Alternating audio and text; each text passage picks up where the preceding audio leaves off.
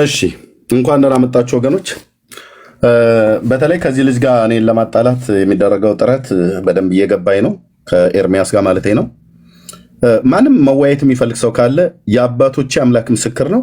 አንድ ሰው እዚህ ቤት ሚዩት አይደረግም። ቤቱን ግን ስርዓት አስይዛለሁኝ። በቃ ቤቱ ስርዓት ይዞ በስርዓት የሚያወራ ሰው ካለ ማናቸውም ኦርቶዶክሳውያን መምጣት ይችላሉ እንጂ ከገስት ላይ ባለቤቱ እንኳን ባላስወረደበት እያስወረዱን እንደዚህ ተገቢ አይደለም። መወያየት የሚፈልግ ሰው ካለ ይምጣ። በተነሳው ሐሳብ ላይ ሞዴሬተሩን አንስቼዋለሁ። የነበራቸውም ሰዎች ደግሞ ቀን ላይ የነበሩ ሰዎች ናቸው። መሲ አንተ መዝሙር ያሬን ያላችሁ ሌላ ሰው የለውም እዛ ቦታ ላይ መዝሙር ያሬን የለም። ታች አያስወርድም ደግሞ እሱ ችግር የለም። በባለፈው እሱ አይደል እንደሚዩት ሲያደርገኝ ሲያስወርደኝ የነበረው ችግር የለውም። ኤርሚዬ ማን በጣም ጥሩ መረዳት ያለው ልጅ ነው። ትላንት ጠዋት በዚህ ሰዓት እንዲሁ ስናወራ ነበር። ማን ያስወጣኝ? ኤርሚያስ ማን ነው አስወጥተው ነው? እሺ ማን ያስወጣው? ታች ያላችሁ ሰዎች የኔ ሞዴሬተሮች ኤርሚዬ ሞዴሬተር ስጠው እንዳያስወጡት። አይ ቲንክ ሰው ሞዴሬተር ካለው አይወጣም አይደል? ማስወጣት አይቻልም። እንዴት ነው ያስወጣሉ? ይወጣል። ሞዴሬተር ቢኖር ባለቤቱ ብቻ ነው የሚወጣ። ኤርሚ ቼክ አድርግ ሞዴሬተሮችን። እኔ ጋር ያሉ ሞዴሬተሮች በሙሉ ምራቅ የዋጡ ብዬ የምላቸው በቁም ነገረኛ ሰዎች ናቸው ያሉት በሙሉ። ግን አስወርድኛው ነው ወይታይ ነው። ለምሳሌ ዜድ አሁን እዚህ ሞዴሬተር ነው ወንድምነት ማለት ነው። ሃና መሲ ቴዲ ሪታ አስናቀ ገነት በሙሉ ማምናቸው እነ ሜሎስ እነ መቅዲ ጸገነት በፍጹም እነ ብሩክ እነ ጄሪ አለም ዳኒ ሰሎሞን ሜሲ በጣም ማናቸውም እዚህ ቤት አያደርጉም። እዚህ ጋር ያሉ ሞዴሬተር ኤርሚዬ ይታያል እኮ አይ ቲንክ ደግሞ ይታያልም ይመስለኛል። አሁን ሰው ሲያስወርድ ሞዴሬተር እንትና አስወርድ ይላል። ስለዚህ ችግር የለውም። እሱንም ቼክ ለማድረግ መሞከር ነው። ቆይ ኤርሚያስ ለምንድን ነው እዚህ ጋር መጥቶ ማይወያዩ ካንተ ጋር? እዚህ ማይመጡ ለምንድን ነው? አይመጡም እንዴ? አይመጡም። ለምን? እኔ ደግሞ ለምን መሰለ ዛሬ መምራትም ምናምን ብቻ ሳይሆን ቤቱን እንትን ያለኝ ጠዋት ስራ ገባለሁና መተኛ ስላለብኝ የባሰ አስጀምራችሁ እንትን ከምን በቃ መጀመሪያም ውስጥ የሚነግረኝ ዝጋው ብቻ ነው። ገብቷል ኤርሚ? ለዛ ነው እንጂ ቀደም ብለህ መጠህ ቢሆን እኮ ቤቴን ከፍቼ ነበረ። እኔ ሙሉ ቀን ከመጡ ከፍቼ ነበረ። እነ ብፁዕ ምናምን ነበሩ። ግን ያው እኔ እንትን ያልኩኝ የከፈትኩትኛውን ከመሸ ዝም ብዬ ትንሽ ተጫውቼ ለመተኛት ነበረ እና እንኳንም ዘጋሁት። ጠዋት ስራዬን ነው የሚያስተጓጉልብኝ የነበረ። እና ዜድ ግን በጣም ይቅርታና ያው ቅድም ያነሳሁት ነገር እንደው ሌላ ቤተ እምነትን ለመውቀስ ወይ እንትን ለማለት ወይ ለማሳጣት ለመሳለቅ ሳይሆን ግን ይሄ ነጋሽ ሚዲያ ላይ የወጣውን ነገር ያያችሁት ይመስለኛል አይደል ኤርሚ? በጣም ሲሪየስ ነገር ስለሆነ የእኛንም ልጆች ከመከላከል ከማዳንም አንጻር እንደው አጠቃላይ ምድራችን ላይ ያለው ይሄ ግብረ ሰዶማዊ ነገር እሱ ላይ እንደው ማውራት አይኖርብንም ትላለህ ኤርሚ? ያው ከአንተ በጣም ስለምንጠብቅ ነው። ብዙ ሰምተዋል ታሪኩን ኤርሚ? ይሄ በኦርቶዶክስ ቤተክርስቲያን ውስጥ ያለውን አይደል? ይሄ ያው በዚህ በሚካኤል ቤተክርስቲያን ነው የተስፋፋውን የግብረ ሰዶም እና በሌሎችም ቤተ እምነት ትልልቅ ማዕረግ ያላቸው ሰዎች ዲያቆናቶች ድሮም እኮ የነበረ ነው።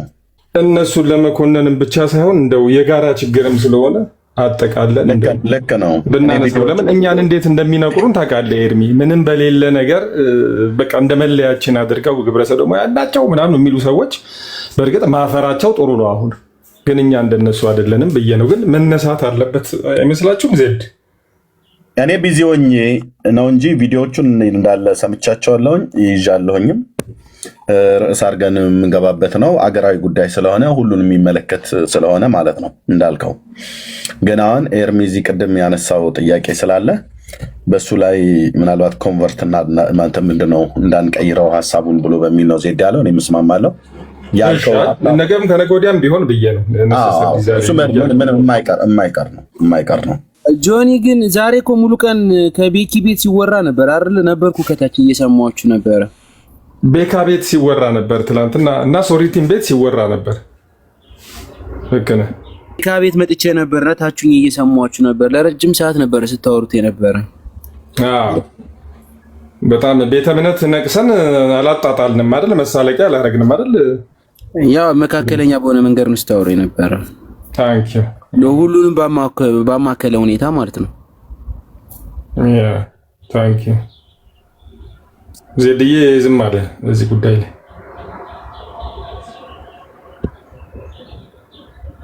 ሶሪ ጆዬ እንትን ላይ ስል ጆሮዬ ላይ አድርጌ አንድ ቦታ ነኝ ያለሁት ቫኬሽን ወጥቼ እና ነገ ጠዋት በጠዋት ስለምነዳ በዛው ልብሴ ሻንጣችን እያስተካከልን ነውና ዞር ብዬ ስለነበር ነው። ይቅርታ።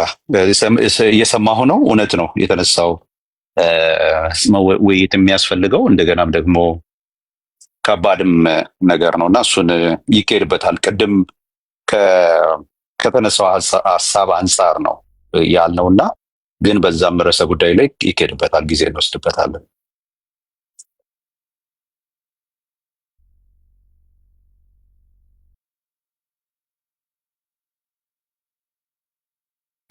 ኤርሚ ይቀጥል። በቃ ኤርሚያስ አበበ። እሺ እንግዲህ በምንድን ነው ይህን ጉዳይ ደጋግመን አንስተናል። በቤተ ክርስቲያኒቱ የተሰራው ወንጀል በመጽሐፍ ቅዱስ ላይ ማለት ነው ሁላችሁ የምታውቁት የራሷ የቤተ ክርስቲያኒቱ አገልጋዮች እየጮሁ ያለ ጩኸት አዳፍ ነው። ጩኸቱን ለመቅበር ሞክረዋል። ግን ደግሞ ቤተክርስቲያኒቱ ራሷ በራሷ አገልጋዮች ድምፃቸው እያየለ እየመጣ ነው። የመጽሐፍ ቅዱሱን በተለይ ኦርቶዶክስ 80 አሐዱ የተባለው በ2000 ዓ.ም የታተመው የዛሬ 18 ዓመት የታተመው መጽሐፍ ላይ ማለት ነው ከነገረ መለኮት ትምህርት ቤት ሁሉ ጭምር አስተማሪ ከሆኑ ሰዎች እስከ እውነትን እንደሚፈልጉ እስከ ምዕመኑ ድረስ ለምን ተቀየረ ብሎ የሚል ወንድማችን ኤርሚያስ ውስጥም የመጣው ጥያቄ ይሄ ነው። ለምን ተቀየረ? እና መምህራን ሁሉ በየጊዜው ከዚህ በፊት ያልሰማናቸው መምህራን ሁሉ ለምን የተቀየረው እውነትን ብሎ የሚል ነገር በጣም ብዙ ጥያቄው እየጮኸ ነው ያለው። ጥሩ ነው መጮሁ። የጌታችን የኢየሱስ ክርስቶስን አማላጅነት ላለመቀበል የሚደረግ ጥረት የትም እንደማያደርሳቸው አሁን ህዝቡ በደንብ እያወቀው ነው። ቀደም ኤርሚ አንድ ነገር ሲናገር ነበር። ኦርቶዶክሳውያን መጽሐፍ ቅዱስ ያነበቡ ቀን ታሪኩ ያበቃል። በቃ የቤተክርስቲያኒቷ ታሪክ እዛ ጋ ያበቃል ማለት ነው። የሚያበቃው እንዴት ነው? ከዚህ በፊት የመጣችበት ታሪክ ያበቃል ወይ መጽሐፍ ቅዱስን ብቻ እንዲያስተምሩ ህዝቡ ያስገድዳቸውና ካህናቱ ወደ መጽሐፍ ቅዱስ አስተምሮት ብቻ ይመጣሉ።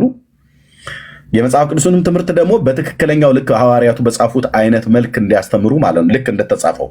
ካልሆነ ትርጓሜ ብሎ በሚለው ውስጥ ተደብቆ ቃላትን እየጠመዘዙ ቃላትን እያወጡ የሌለውን እየጨመሩ ያለውን እያወጡ በሚያደርጉት ነገር ግን ከዚህ በፊት ኦርቶዶክስ እንደቀጠለችው ግን አትቀጥልም። በእኛ ዘመን አትቀጥልም። ራሷ ቤተክርስቲያኒቱ ማለት ነው። ህዝቡ መጽሐፍ ቅዱስ ስለማያነብ ነው። አሁን ባለፈው መጋቢ አዲስ አለማየሁ እሸቱ እንዳሉት እኛ እኮ ህዝቡ መጽሐፍ ቅዱስ ስለማያነብ ነው ትልቅ እድል ያገኘ ነው ያሉት። ህዝቡ መጽሐፍ ቅዱስ አያነብም። የኦርቶዶክስ ህዝብ መጽሐፍ ቅዱስን አያነብም። እንዲያነብም የሚያበረታታውም የለም። የህዝቡም ሞራል ላሽቋል። መጽሐፍ ቅዱስን እንዲያነብ ምንም አይነት ተነሳሽነት የለውም። ለምን? ዕለት ዕለት አንብቡ ተብሎ የተባሉ መጽሐፍቶች በሙሉ በየቀኑ የተሰጧቸው የየዕለቱን አድርሱ ተብሎ የተባሉ መጽሐፍቶች እነሱ ስላሉ ማለት ነው። ስለዚህ ሰው የእግዚአብሔርን ቃል መጽሐፍ ቅዱስን ከማንበብ ይልቅ ብሉይና አዲስ ኪዳንን ከማንበብ ይልቅ በኦርቶዶክስ ሃይማኖት ውስጥ የትኛው ነው የሚመከረው?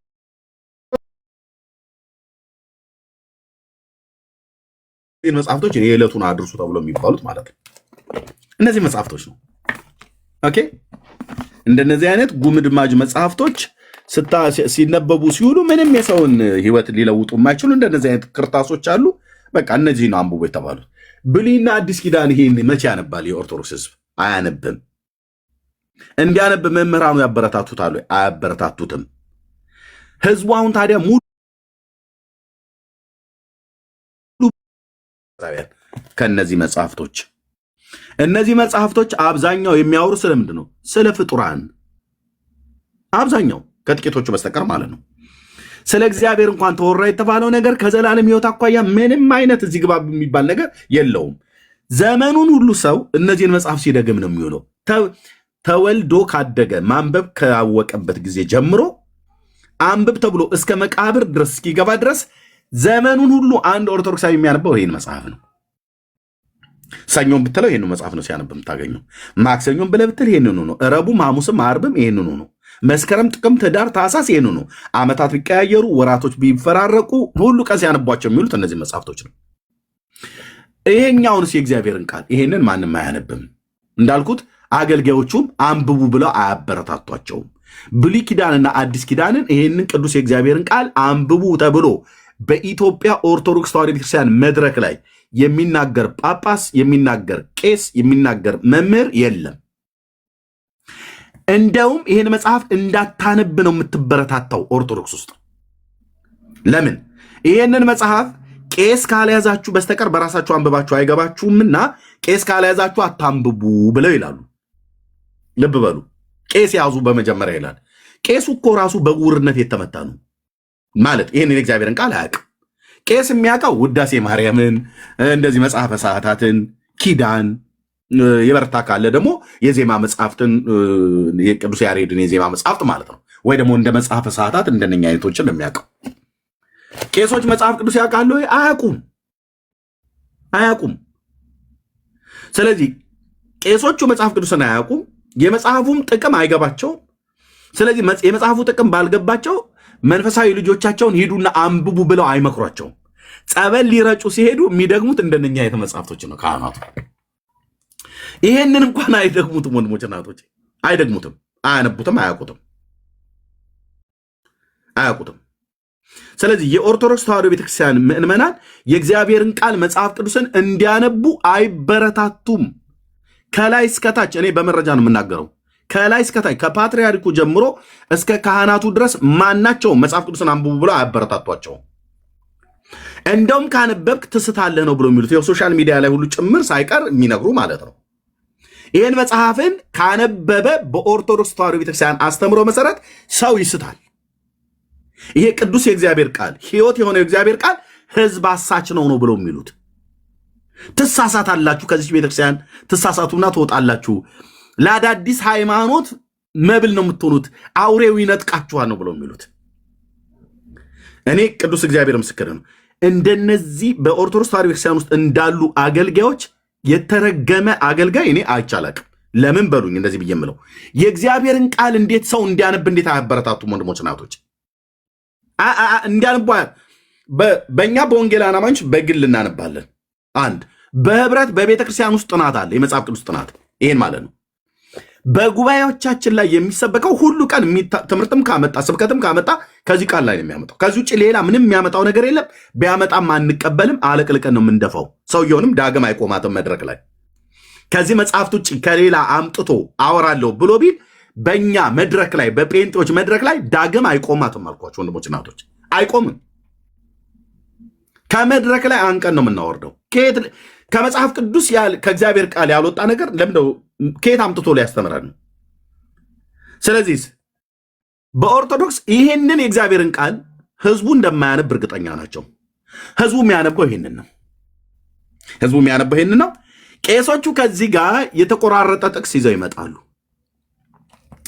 ከዛ በስመ አብ ወወልድ ወመንፈስ ቅዱስ አሐዱ አምላክ ብሎ ይጀምራል። የእመቤታችን በረከቷና ባርኮቷ ለዘላለም ይደርብንና ብሎ ይላል። ከዛስ እሱ ከዚህ ጀምሮ አንድ ክፍል ይጠቅስና ኃይለ ቃሉ ብሎ ከዚህ አንድ ክፍል አንድ ጥቅስን ያወጣን ያነብና ከዛ ቀጥሎስ የሚያወራው ከዚህ አርቲ ቡርቲ ከሆነ መጽሐፍት ነው። ከእንዲህ አይነት ጋርቤጅ ቆሻሻ ከሆነ መጽሐፍት ማለት ነው። ወንድሞች ናቶች ምንም ህይወትን ሊሰጥ ከማይችሉ መጽሐፍት ማለት ለሚጠይቀኝ ሁሉ መልስ አለኝ። ለዚህ ነው እዚህ ቤት መጥተው አንዳቸውም እፊታችን አይቆሙም ብላይ ስንል በላ አይደለም። እሰው ቤት ስንሄድ ከገስት ያወርዱናል፣ ሚዩት ያደርጉናል።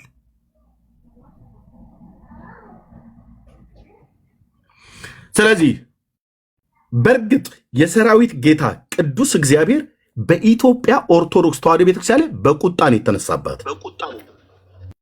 ልብ በሉ። በኢትዮጵያ ኦርቶዶክስ ተዋሕዶ ቤተክርስቲያን ላይ እግዚአብሔር በቁጣ ነው የተነሳባት። በምን ብላችሁ ካላችሁኝ ከዛሬ 1 ዓመት ከምናምን ነገር በፊት ወይ ከ2 ዓመት በፊት ባለሳሳት ከፈለኩ ቪዲዮን አምጥቼ ላሳያችሁ እችላለሁ።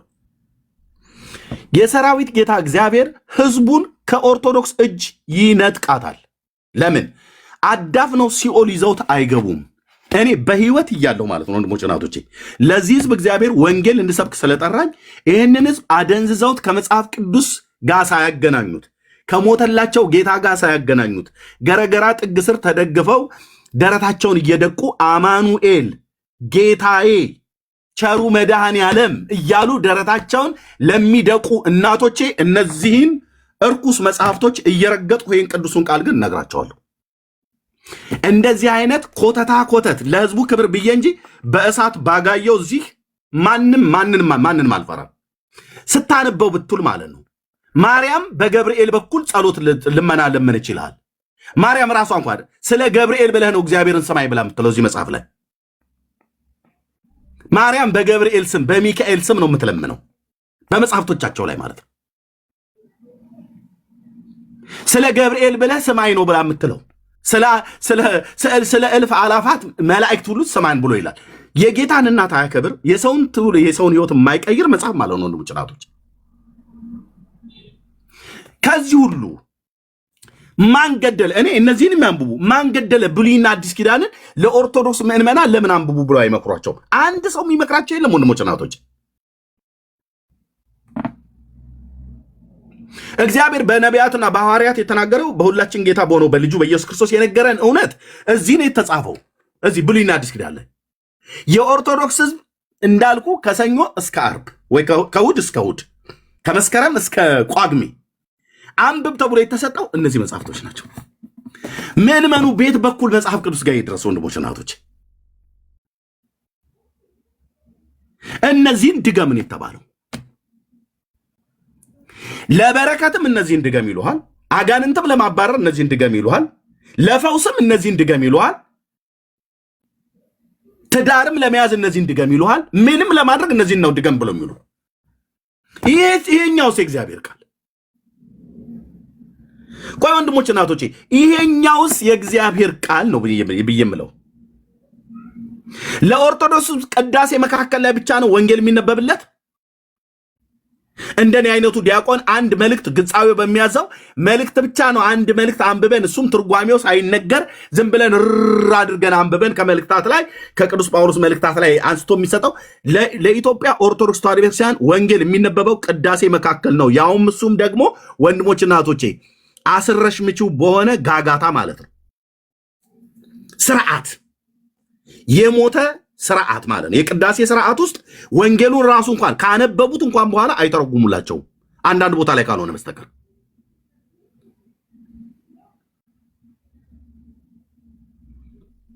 ቅዳሴ ወንጌል ነው ይለኛል። ይመጣና ማለት ያው ደግሞ እኮ እኔ ፊት ነው መጥቶ የሚለው ቅዳሴ ወንጌል ነው ይለኛል። ማን ነው ቅዳሴን ወንጌል ያደረገው? ወንጌል ማለት ምን ማለት ነው? በመጀመሪያ ወንጌል ብሎ የሚለው የግሪኩ ቃል ምን ማለት ነው? ወንጌል ማለት ተርጓሚው እሱ ቅዳሴ ወንጌል ከሆነ በኦርቶዶክስ በየትኛው ቅዳሴዋ ላይ ነው የምስራች ኢየሱስ ያድናል ብላ የምትለው? እኔ ጋር መታታም 14ቱንም ቅዳሴ ስለተማርኩት ማለት ነው። የቱ ጋር ነው የጌታን የኢየሱስ ክርስቶስን አዳኝነቱን በስሙ በማመን የሚገኘውን የኃጢአትን ይቅርታ የሚናገረው? ልክ ነው። ስለ አምላክነቱ የሚናገር አለ።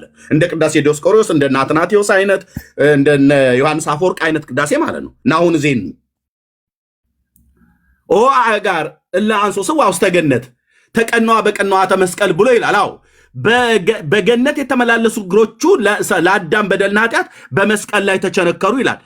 እሺ በመስቀል ላይ ተቸነከሩ፣ ሞቱን ተናገረ።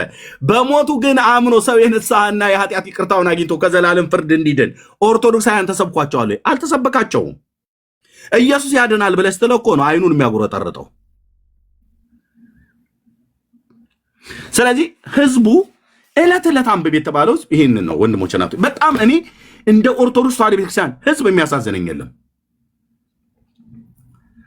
ከወር እስከ ወር ከሳምንት እስከ ሳምንት መኪናቸው ውስጥ ይሄን ያለው፣ በኪሳቸው የሚይዙት ይሄንን ነው።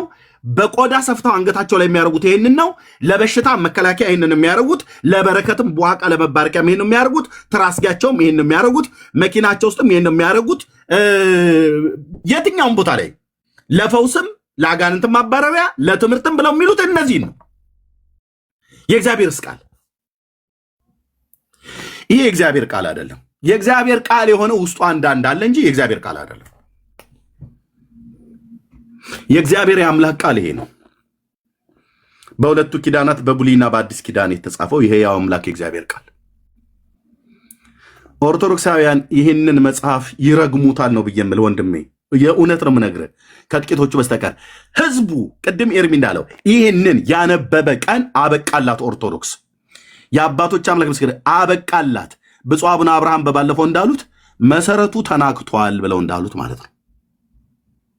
ያናጋዋ የሰራዊት ጌታ እግዚአብሔር። ጴንጤው ራሱ ይህን መጽሐፍ ቅዱስን መስበክ ቢያቆም ሙሉ ወንጌል መሰረታ ተናጋ ብሎ ለምን ወፌላ ላይ ይዘቀዝቃትም እግዚአብሔር? ሙሉ ወንጌል የተሰኘችው ወንጌሉን በመስበኳ ነው። መሰረተ ክርስቶስ ናት ብላ ያልነው ወንጌሉን በመስበኳ ነው። ወንጌሏን የማትሰብክ መሰረተ ክርስቶስ እግዚአብሔር ይዘቀዝቃታል አልኩ። መጽሐፍ ቅዱስን የማትሰብክ ሙሉ ወንጌል እግዚአብሔር ጉዳዩ አይደለም አልኩ። ይበትናል። ቃልዮት በል የፈለግ ስም ደርድር። መጽሐፍ ቅዱስን የማትሰብክ ቤተክርስቲያን እየከሰመች ነው የምትወጣው። ለዚህ ነው ጴንጤው መጽሐፍ ቅዱስን ስለሚሰብክ ነው ከዕለት ወደ ዕለት እየጨመረ ኃይሉ ክብሩ እየጨመረ የህዝቡን ብዛት እየጨመረ እየሄደ ያለው ማለት ነው። ኦርቶዶክስስ እያነሰች አለችው በምንድን ነው? መጽሐፍ ቅዱስን አሰብክም። ታዲያ ይህንን ቆሻሻ መጽሐፍ አንብቡ ብላ ለህዝብ ሰጠች ማለት ነው። ይህን የተረገመ ሰውዬ የጻፈውን መጽሐፍ ማለት ነው። አባ ጊዮርጊስ ዘጋስጫ የተባለ ለሚጠይቀኝ ሁሉ መልስ አለ። ይሄ የተረገመ መጽሐፍ አባ ጊዮርጊስ ዘጋስጫ እንዚራ ስብሐት ብሎ ያለው ስናነበው ሰማያትና ምድርን እግዚአብሔር በቃሉ ፈጠረ፣ እግዚአብሔር በልጁ ፈጠረ ብሎ የሚለውን እሱን አይ አይደለም በእመቤታችን የፈጠረው ብሎ ይላል። ከዚህ የበለጠ እርጉም መጽሐፍ አለ እንዴ ወንድሞችና እህቶቼ? ይህንን አንብቡ ተብሎ የሚባሉት ይኸው ሰማይና ምድር፣ ፀሐይና ጨረቃ፣ ከዋክብት፣ ብርሃናት፣ ጊዜያት፣ ዘመናት፣ ቀናቶች፣ ሳምንታት፣ በዓላትና በግልጽ የሚታየውና የማይታየው የተሰወረውን ሁሉ ዓለማትን ሁሉ ፈጠረ ይላል።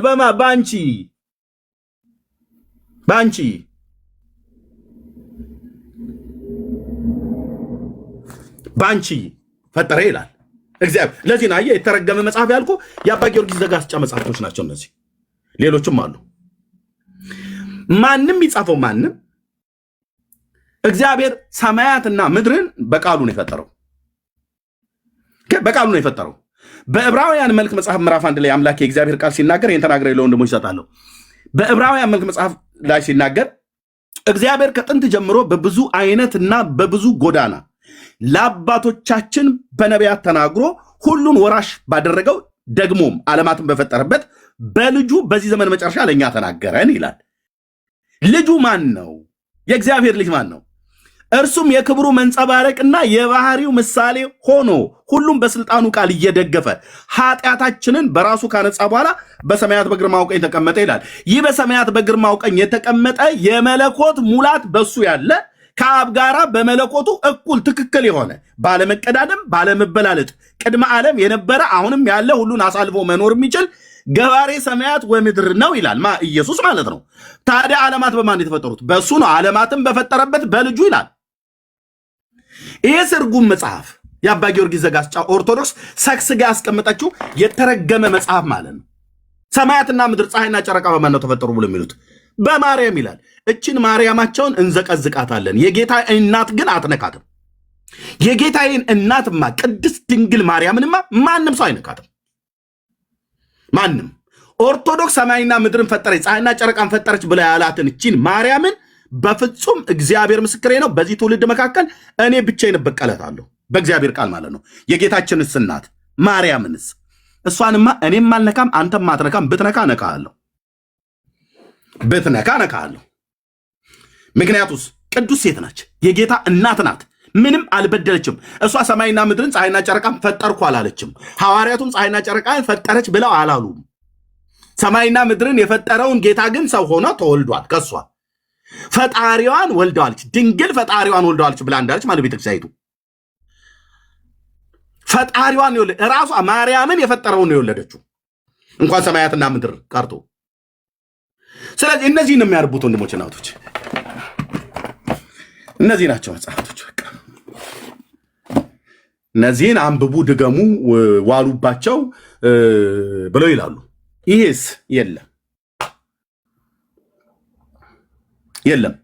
እና ትልቁ አድቫንቴጅ ምንድነው? ማለት ትልቁን ኦርቶዶክሳውያን ህዝብን ለመያዝ ሲፈልጉ ምን አሉ? እባካችሁ መናፍቃኑ እመቤታችንን ይጣላሉ አሉ። የእናንተን እመቤት እዘቀዝቃታለሁ ነው ብዬ ማለት የኦርቶዶክስን። ለምን? የጌታዬ እናት አይደለችምና። ለምን ኤርሚያስ እንደዚህ ትላለህ? በደንብ መረጃው ስላለኝ። የጌታዬ እናትማ የአማኑኤል እናትማ እዚህ አለች። አይሁዳዊቷ ልጃገረድ በክርስቶስ እናቴ ብዬ በትውልድ መካከል ስጠራ እኔም ይሁን ጴንጤዎቹ ማናፍርባት፣ በክርስቶስ እህታችን ብለን ስንጠራ ማናፍርባት የጌታዬ እናትማ እዚህ አለች። ኦኬ። የድንግሊቱም ስም ማርያም ነበር ብሎ መልአኩ ነግሮናል። እሷ ሰማይና ምድር ፈጥራለች? አልፈጠረችም። እሷ ፀሐይና ጨረቃን ፈጥራለች? አልፈጠረችም። እዚህ ውስጥ ኦርቶዶክስ የጻፈችውን አድርጋለች? አላደረገችም። ልታደርግስ ትችላለች? አትችልም። ኃይልና ችሎታ አላት? የላትም። መላእክት በዚህ ውስጥ እጃቸው ድርሻ አለበት? የለበትም። የነቢዩ ኢሳያስን ትንቢት ስናነብ የእግዚአብሔር ቃል የሚናገረው እግዚአብሔር ሰማያትና ምድርን ሲፈጥር ከመላእክት ጋር እንኳን አልተማከረም። እንኳን ከማርያም ጋር መላእክትን እንኳን ራሱ እንኳን አላማከራቸውም። ከማንም ጋር አልተማከረም። እጁ ብቻውን ሰርተዋል። ሰማያትና ምድርን ይሁን በሚል ቃል ፈጥሮታል እግዚአብሔር ማለት ነው። የሚታየውና የማይታዩት አለቅነት፣ ጌትነት፣ ስልጣናት ሁሉ በሰማይና በምድር ያሉ ሁሉ በእርሱ ተፈጥረዋል ይላል ቅዱስ ጳውሎስ ቆላስይስ መልእክት መጽሐፍ ምዕራፍ 1 ቁጥር 15 ላይ እንደሚናገረው። እዚህ ይመጡና በእሷ ነው የፈጠረው ብሎ ይሉናል። ይሄ እኮ ለማስተማሪያነት ስለሚረዳ እንጂ ውስጤ ያለውን የእግዚአብሔርን ቅናት በጫጭቄ ብጥለው ደስ ባለኝ ነበረ። ይህንን ነው ለህዝባችን የሚያበሉት። ደግሞ ይመጣና ስላሴን ትምህርተኛን ስላሴን እኮ እዚህ ክድኸዋል። ስላሴን እኮ አንተ ከፍጡር እኩል እኮ እዚህ አምጥተህ ከእንጨት ጋር ከግዑዝ እንጨት ጋር እዚህ ጋር እኩል ነው ብለዋል እኮ ስላሴ። እዘቀዝቅልሃለሁ ያንተን እንጨት ማለት ነው። ያን ኦርቶዶክስ ማርያም ብላ የምትላትን የአባቶች አምላክ ምስክር ነው። ማንም ከጄ አያስጥላትም። የጌታዬ እናት ስላይደለች። የጌታዬ እናትማ እዚህ አለች። የድንግሊቱም ስም ማርያም ነበር ያለችው። የእሷን ትህትና እዚህ ለማየት ነፍሴ ጌታን ታከብረዋለች ነው ያለችው። ብርቱ የሆነው እሱ በእኔ ታላቅ ስራን አድርጓል ያለችው። እንኳን ሰማያትና ምድርን ለመፍጠር አይደል በማርያም ሕይወት ውስጥ ብርቱ የሆነው እርሱ በእኔ ታላቅ ስራን አድርጓል፣ ስሙም ቅዱስ እኮ ነው ያለችው። ታውቃለህ?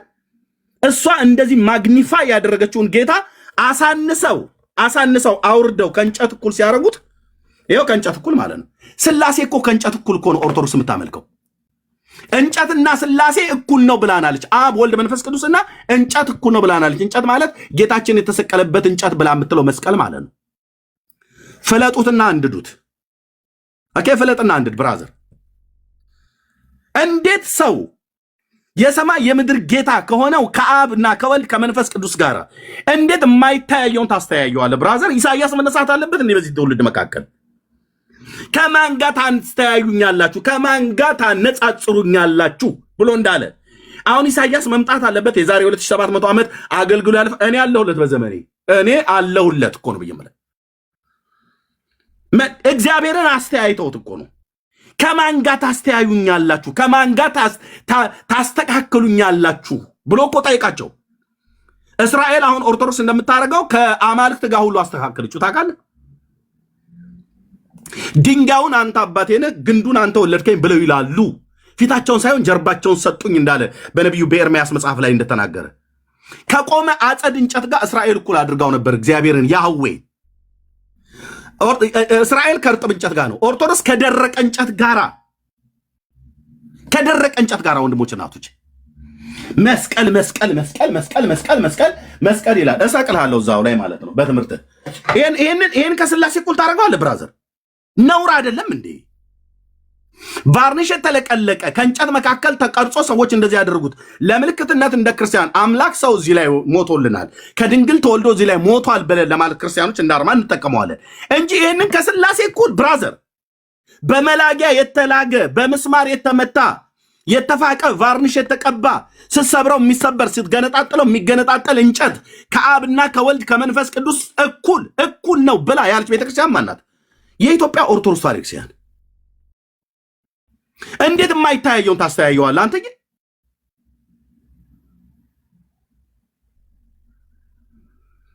እንጨትን ከስላሴ እኩል፣ እንጨትን ከክርስቶስ እኩል ኢየሱስ ቤዛዋ ነው ለኦርቶዶክስ፣ ማርያምም ቤዛዋ ናት፣ መስቀልም ቤዛዋ ነው፣ የደብረ ሊባኖስን መቃብር ቤዛዋ ነው። የቤዛቸው አበዛዝ የደብረ ሊባኖስ መቃብርን ቤዛ አድርገህ ኃጢአት ይሰረይልሃል ይላል። በኢየሱስም ኃጢአት ይሰረይልሃል፣ በማርያምም ኃጢአት ይሰረይልሃል፣ በመስቀልም ቤዛነት ኃጢአት ይሰረያል ትላለች። ይህንን ሰብረጣል ብራዘርዬ። እንጨት ነው ያልከኝ፣ ለአርማነት ብቻ ነው የምንጠቀምበት። ኃይል የለውም፣ ማዳን የለውም፣ ፈውስ የለውም። እዚህ መስቀል ላይ ግን የሞተ የዛሬ 2000 ዓመት ቀራንዮ ኮረብታ የተንጠለጠለው የእግዚአብሔር ልጅ ግን ኃይል ከሱ ዘንድ ነው ያለው። ቅዱስ ጳውሎስ እንዳለ ኃይልን በሚሰጠኝ በክርስቶስ ነው ያለው በፊልጵስዩስ መልእክቱ ላይ። ኃይልን በሚሰጠኝ በክርስቶስ እንጂ ኃይሉን በሚሰጠኝ በእንጨቱ አላለም። ኃይል የወጣው ከጨርቁ ሳይሆን ከኢየሱስ ሰውነት ነው። ኃይል ከሰውነቱ ወጥቶ ስለነበረ ኃይል ከሰውነቱ ወጥቷል ብሎ አለ ማለት ነው። የቤተ ክርስቲያን ኃይሏ እንጨት አይደለም። የቤተ ክርስቲያን ኃይሏ ጨርቅ አይደለም። የቤተ ክርስቲያን ኃይሏ ክርስቶስ ነው። ክርስቶስ ነው። የነፍሳችን መድኃኒት ክርስቶስ ነው። መስቀል የነፍሳችን መድኃኒት ነው ብላ ምትል እግዚአብሔር እያሳነሳት ነው የመጣው ኦርቶዶክስን ማለት የኢትዮጵያውያን መምታት ጀምሯል። እግዚአብሔር ህዝቡን ከጉያዋ እያስመለጠ፣ ለዚህ ደግሞ ምስክር ራሳቸው አገልጋዮቹ የተናገሩትን ብቻ ማየት በቂ ነው። እያሳነሳት ነው ብዬ ስልህ ለምን እነዚህን ኮተታ ኮተት ለብዙ ዘመን ስትሰብክ ኖራለች። ኦርቶዶክስ ማነስ ጀምራለች። ሕያው ጌታ ለዘላለም የሚኖር የያዕቆብ አምላክ ምስክር ነው። እስኪ የኛዎቹ ወንጌላውያን አማኞች መስበክ እንተው። ይሄንን ታንሳለህ አልኩ። ትጠፋለህ። ማንሳት ብቻ አይደለም ትጠፋለህ። መሰረ ክርስቶሱን፣ ሙሉ ወንጌሉን፣ ቃለ ሕይወቱን፣ ካቶሊኩን፣ ኦርቶዶክሱን፣ አይሁድን እግዚአብሔር እኮ አጥፍቶት ነበር ታውቃለህ። ይህንን የሕግ መጽሐፍ ስለጣሉ እግዚአብሔርን በአሕዛብ መካከል በተናቸው። የፊቱ ቁጣ አውጥቶ በተናቸው። እኮ እህል በወንፊት እንደሚነፋ በአሕዛብ መካከል በተናቸው። ስለ ቃል ኪዳኑ ታማኝነት ነው መልሶ ከ2000 ዓመት በኋላ መልሶ አሁን 70 ዓመታቸውን አገር ያደረጋቸው እንዳይጠፋ እግዚአብሔር ለአብርሃም የገባውን ኪዳን ለመጠበቅ ብሎ የሕጉን መጽሐፍ ሲጥሉት እግዚአብሔርም ለዘላለም አውጥቶ ጣላቸው ይላል። እና ካቶሊክ እግዚአብሔር እስራኤልን ሕጉን ስለጣሉበት ከጣለ ካቶሊክን ላይጥል ነው? ስለ ጣላት እኮ ነው ፍጡርን የምታመልከው ካቶሊክ። ኦርቶዶክስን ላይጥል ነው? ስለ ጣላት እኮ ነው ፍጡርን የምታመልከው። ፍጡርን አልፋ ሰይጣንን የምታመልከው። እግዚአብሔር ሲጥል ሰይጣንን ታመልካለህ። እግዚአብሔር ሲጥል እንጨትን ቤዛዬ መድኃኒቴ ብለህ ትላለህ። አዳኙን መድኃኒቱን ቤዛ ጌታ የሆነውን ንጉሱን ትተህ የተሰቀለበትን እንሰብካለሁ ብለህ ትላለህ። አህያይቱን ለምን አሰብኩም? የተቀመጠባትን አህያ ለምን አሰብክም? ታድናለች ብለህ ፋንድያዋን ለምን ፈልገህ ከዛ ከቤተ ፋጌ ለምን አናመጣለን? ይኸው የፍልስጤምን ሰገራ ሁሉ ሰብስበው ሊያመጡልህ ይችላሉ እንጂ አህያይቷ የጣለችው ፋንድያ አሁን የለም። የተቀምጦበታል ብሎ የተቀመጠበትን ማን ነው ስበክ ብሎ ያለህ? የተቀመጠበትን ሳይሆን የተቀመጠውን ስበክ። ንጉስሽ ትሁት ሆኖ በአህያይቱ ውርንጫ ወደ አንቺ ይመጣና አንቺ ኢየሩሳሌም ደስ ይበልሽ እልል በይ የተባለችው በተቀማጩ እንጂ እልል እንድትሰኝ የተጠራችሁ በነቢይ በትንቢተ ዘካርያስ መጽሐፍ ምዕራፍ 9 ቁጥር 9 ላይ እንጂ በተቀመጠባት አህያ ደስ ይበላችሁ አላለ። በተሰቀለው ጌታ እንጂ ደስታህን በተሰቀለበት እንጨት ላይ ደስታህን አታረግም። እና ህዝባችንን ቆልፈው ዘግተው እነዚህን እርጉማን መጽሐፍቶችን አንብቡ ይሏቸዋል። ይህንስ የእግዚአብሔር ቃል መቼ ያነባዋል? ዘካርያስ የሚባል ነቢይ እንዳለ በሱ በኩል እግዚአብሔር የተናገረው 14ቱን ምዕራፍ ኦርቶዶክሳውያን ያነቡታል እንዴ? እንደ ህዝብ አያነቡትም። ካህናቱ ያበረታቷቸው እንዴ? አያበረታቷቸውም። ስታነብ ስትገኝ ብቻህን ትሳሳታለህ ብለው ይላሉ። አያሳዝንም? ይህ ህዝብ ከሱ ብሶ ደግሞ እነዚህን ኮተታ ኮተት ያጠፋሽውን አስተካኪ፣ የተሳሳትሽውን ሰርዢ፣ አስታኪ ብለን ስንላት አላስተካክል ብላ ያልተበላሸውን መጽሐፍ አስተካክላለሁ ብላ ሰረዘች። መጽሐፍ ቅዱስም ማለት ነው ሰረዘች። ዋይ ሊሰረዙ የሚገቡ እንደነዚህ አይነት እርጉም መጽሐፍቶች እያሉ ሰማይና ምድርን ማርያም ነች የፈጠረችው ብሎ የሚለው መጽሐፍ ቁጭ አድርጎ እንዴት ይህን ታርማለህ? የማይታረመው እንዴት ይታረማል? አርማለሁ ብላ ስትል ያጠፋችውን ጥፋት አይታችሁታል ማለት ነው። የማይታረመውን አርማለሁ ብላ ኦርቶዶክስ ያው የበሰበሰ መጽሐፍ ጻፈችልን። የበሰበሰ ነው ብዬ የምለው ለሚጠይቀኝ ሁሉ መልስ ስላለኝ ይሄ ቅዱስ መጽሐፍ ነው። ይሄን ቅዱስ መጽሐፍ ግን አርማለሁ ብላ ስትል አበሰበሰችው፣ አገማችው። ይበቀላታል የሰራዊት ጌታ ቅዱስ እግዚአብሔር መበቀልም ጀምሯል። ኦኬ እቺን ቪዲዮ አሳይቼ ለኤርሚና ለስኬት ሰጣለሁ፣ ለወንድሞችም ዜድ ይቀበላቸዋል። ኦኬ ይሄው አየው እንደማለም እግዚአብሔር ሲበቀል የሚያርመውን ቃል አርማለሁ ብላ ተነሳች፣ የማይስተካከለውን አስተካክላለሁ ብላ ተነሳች። ኦኬ ምንም ክፋት ባልነበረው የሚስተካከል ኖሮት ቢስተካከል የፊደል ግድፈት እንደዚህ አይነት ነገር ኖሮ ማለት ነው ቤተክርስቲያን ስለሆነች መጽሐፍትን የምታርመው ወይ የምታስተካክለው ተብሎ ስለሚባል እኔም እስማማለሁ። እሺ እግዚአብሔር ሲያቃልል ግን እንደዚህ ያደርጋል ማለት ነው። አንዴ ጠብቁን። እግዚአብሔር ሲያቃልል፣ እግዚአብሔር ሲመታ እንደዚህ ነው የሚያደርገው። ያው በራሳቸው አፍ እንደተናገሩት ማለት ነው። ጉልላቷን ብቻ ሳይሆን መሰረቷን ሁሉ ጭምር ነው እግዚአብሔር የኢትዮጵያ ኦርቶዶክስን እያፈረሳት ያለው። ማን ያለው ይሄንን? ኤርሚያስ ነኝ እንዴ? እኔማ ብዬ ብል ጥላቻ ነው ብለው ይላሉ። እኔ አልልም። ኦኬ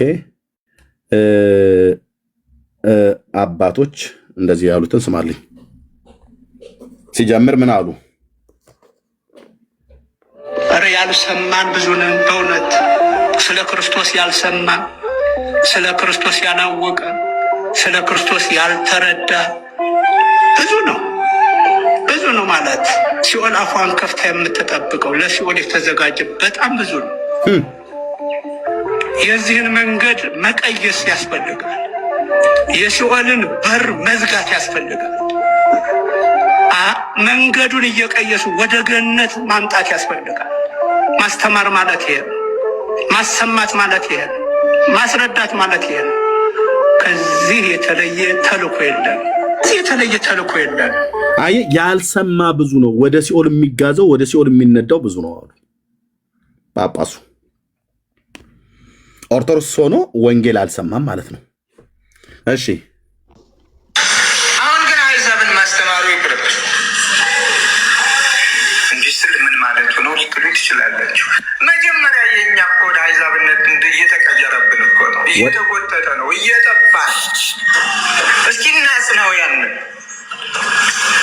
የሚኮበልለው በስቷል፣ የሚጠፋው በስቷል፣ በአዲስ እምነት የሚነጠቀው በስቷል።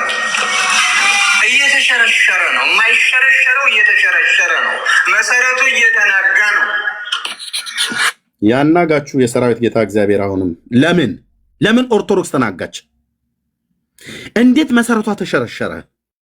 በቤተ ክርስቲያኒቱ አንቱና ጉምቱ በተባሉ ሊቀ ጳጳስ የተነገረው ነገር ማወራ እኔም ባወራ በጥላቻ ነው ብላችሁ ትሉናላችሁ። በአዲስ ሃይማኖት የሚሄደው በዝቷል አሉ። አዲስ ሃይማኖት የተባሉ እኛ ነን። በአሕዛብም የሚወረሰው እየበዛ ነው አሉ። በእስልምና ማለት ነው። የኦርቶዶክስ ሕዝብ እኮ እንደ ገፍ እኮ ነው ወደ እስልምና ሃይማኖት እየተነዳ ያለው። እሱ እኔን ያቃጥለኛል። አየህ ጌታችን መድኃኒታችን ኢየሱስ ክርስቶስ ብሎ ያለ ሰው ሄዶ አላህ አክበር ብሎ ሲሄድ እኔ በሞት ይሻለኛል አልኩ፣ በእኔ ዘመን ሕዝቤ እንደዚህ ከሚያልቅ። ስለዚህ ወንጌሉን እንጂ እደርስለታለሁ። በአዲስ ሃይማኖት የሚነጠቀው በዝቷል። የማይሸረሸረው ተሸርሽሯል፣ የማይናጋው ተናግቷል አሉ። ጥያቄ አለን። የገሃነም ደጆች አይችሏትም ብሎ የለ እንዴ ጌታ እያላችሁ ትሉ ነው የለ እንዴ? ታዲያ እንዴት ነው ኦርቶዶክስ እየተሸረሸረች ያለችው? መሰረቷ እንዴት ነው እየተናዳ ያለው? ለምን ምን ስላላደረገች? ማህሌቱ ጎደለ፣ ቅዳሴው ጎደለ፣ ገድላት ድርሳናቱ በየዕለቱ ቅዱሳኑ ያዝናሉ። አንድ ፊደል እንኳን ቢጎድል በሰማያት እንዳለ ጻድቃን ያለቅሳሉ እያላችሁ ይህንን ተረት ስትግጡት ነበር ለህዝቤ። መጽሐፍ ቅዱስ ግን ሲሰረዝ ማንም የሚያለቅስ ጻድቅ የለም በሰማይ። ይህንን መጽሐፍ ሲሰርዙት ጻድቃን በሰማይ ያለቅሳሉ ብለዋል አሉ ወንድሞችና እህቶቼ። ገድላቱ ግን ሲሰረዝ ቅዱሳን በሰማይ ያለቅሳሉ። ስለዚህ ተጠንቅቃችሁ እንዳይነጥባችሁ እንዳትገድፉ አድርጋችሁ አንብቡ ይሉናል። ሰዓት አለ ብዬ ስለ በውስጤ ይህንን የእግዚአብሔርን ቃል ግን ስትሰርዝ ማንም አያለቅስም። ገድላት ግን ሲሰረዝ ገድላት ግን ስታነበው አንዱን ከብለህ ካነበብከው ያለቅሳሉ ይላል። ገድሉ ላሳይ ይችላለሁ። ይሄ ግን ሲሰረዝ በሰማይም ያሉ ቅዱሳን ያለቅሳሉ ብለው አላሉንም። ኦርቶዶክሳንም ያለቅሳሉ ብለው አላሉንም። መሰረቱ ለምንድን ነው የተናጋው? ኦርቶዶክስ የማይሸረሸር ይኸው ተናግሬ ለዜድ ልስጠው። ሁለቱን ወንድሞ የተቀበላቸው አንዳንድ ቁጥር እየጻፉ ነው። የሚኮበልለው በስቷል። ዋይ እምቢጠፋው በስቷል። ለምን? በአዲስ እምነት የሚነጠቀው በስቷል። ለምን እስኪ እንደው የእውነት ማለት እኔ በአዲስ እምነት የኛ ነው። ወደኛ በመምጣታቸው ደስ ነው የሚለኝ። ወደ ክርስቶስ ነው የሚመጡትና እንጂ ክርስቶስ ካሌለን እኔና ዜድ ጋር እኔና ዳጊ ጋር እኔና እትዮ ሜርሲ ጋር ቢመጣ ወይ ጆ ጋር ቢመጣ ምን ልታገኝ ትችላለህ? ያው ከዝንጀሮ ቆንጆ ምን አይመርጡ ነው። እኛ ጋር ግን ስትመጣ ግን ክራይስት አለ፣ ኢየሱስን እንሰብክ፣ ወንጌል አለ። ኦኬ ለምንድን ነው የሚሸረሸረው? ማይሸረሸረው ተሸርሽሯል። እምቢጠፋው በስቷል። በአዲስ እምነት የሚነጠቀው በስቷል። እየተሸረሸረ ነው። የማይሸረሸረው እየተሸረሸረ ነው። መሰረቱ እየተናጋ ነው። ደግሞ እግዚአብሔር አናታችሁን የመታው የዛ የእረኛ አምላክ የነቢዩ የአሞጽ አምላክ ጉልላቶቹ ምታ በራሳቸውም ላይ ሰባብራቸው ብሎ እንዳለው በትንቢተ አሞጽ መጽሐፍ ምዕራፍ 9 ቁጥር 1 ላይ እግዚአብሔር ከአናቱ ነው የጀመራችሁ። ለዚህ ነው እየተፍረከረከች የመጣችሁ ኦርቶዶክስ እያነሳችሁ ትሄዳላችሁ። የአባቶቼ አምላክ ምስክር ነው። ለምን ነው እያነሱ ሄዱት? ወንጌል አትሰብክም ኦርቶዶክስ። መጽሐፍ ቅዱስ ጠላቷ ነው። ኢየሱስ ጠላቷ ነው፣ ወዳጇ አይደለም። ውሸታቸውን ነው፣ አይወዱትም። ስሙ እንዲጠራ አይፈልጉም።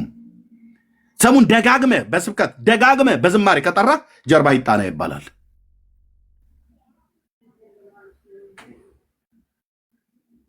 ስለዚህ የማይታረመውን አርማለሁ ብላ ስትል ይሄው ኤርሚ እንኳን ጥያቄ የሆነበት ማለት ነው። በጣም ብዙ ትውልድ ጥያቄ የሆነበትን ማንም የሚያለቅስ የለም። የሚታረሙ ግን እንደነኛ አይነት መጽሐፍቶችን ቁጭ አድርጋ እኛ አሳይተናቸው ነው ጥራት ይጎላቸዋል ብለው ያሉት። እኔ ያሳይቻቸው ጥራት ይጎላቸዋል አሉ። ጥራት የጎደለውና ታዲያ ማረም ያለብህ ጥራት ያልጎደለውን የእግዚአብሔርን ቃል አርማለሁ ብለው ሲሉ እንደዚህ ያጨቃዩት።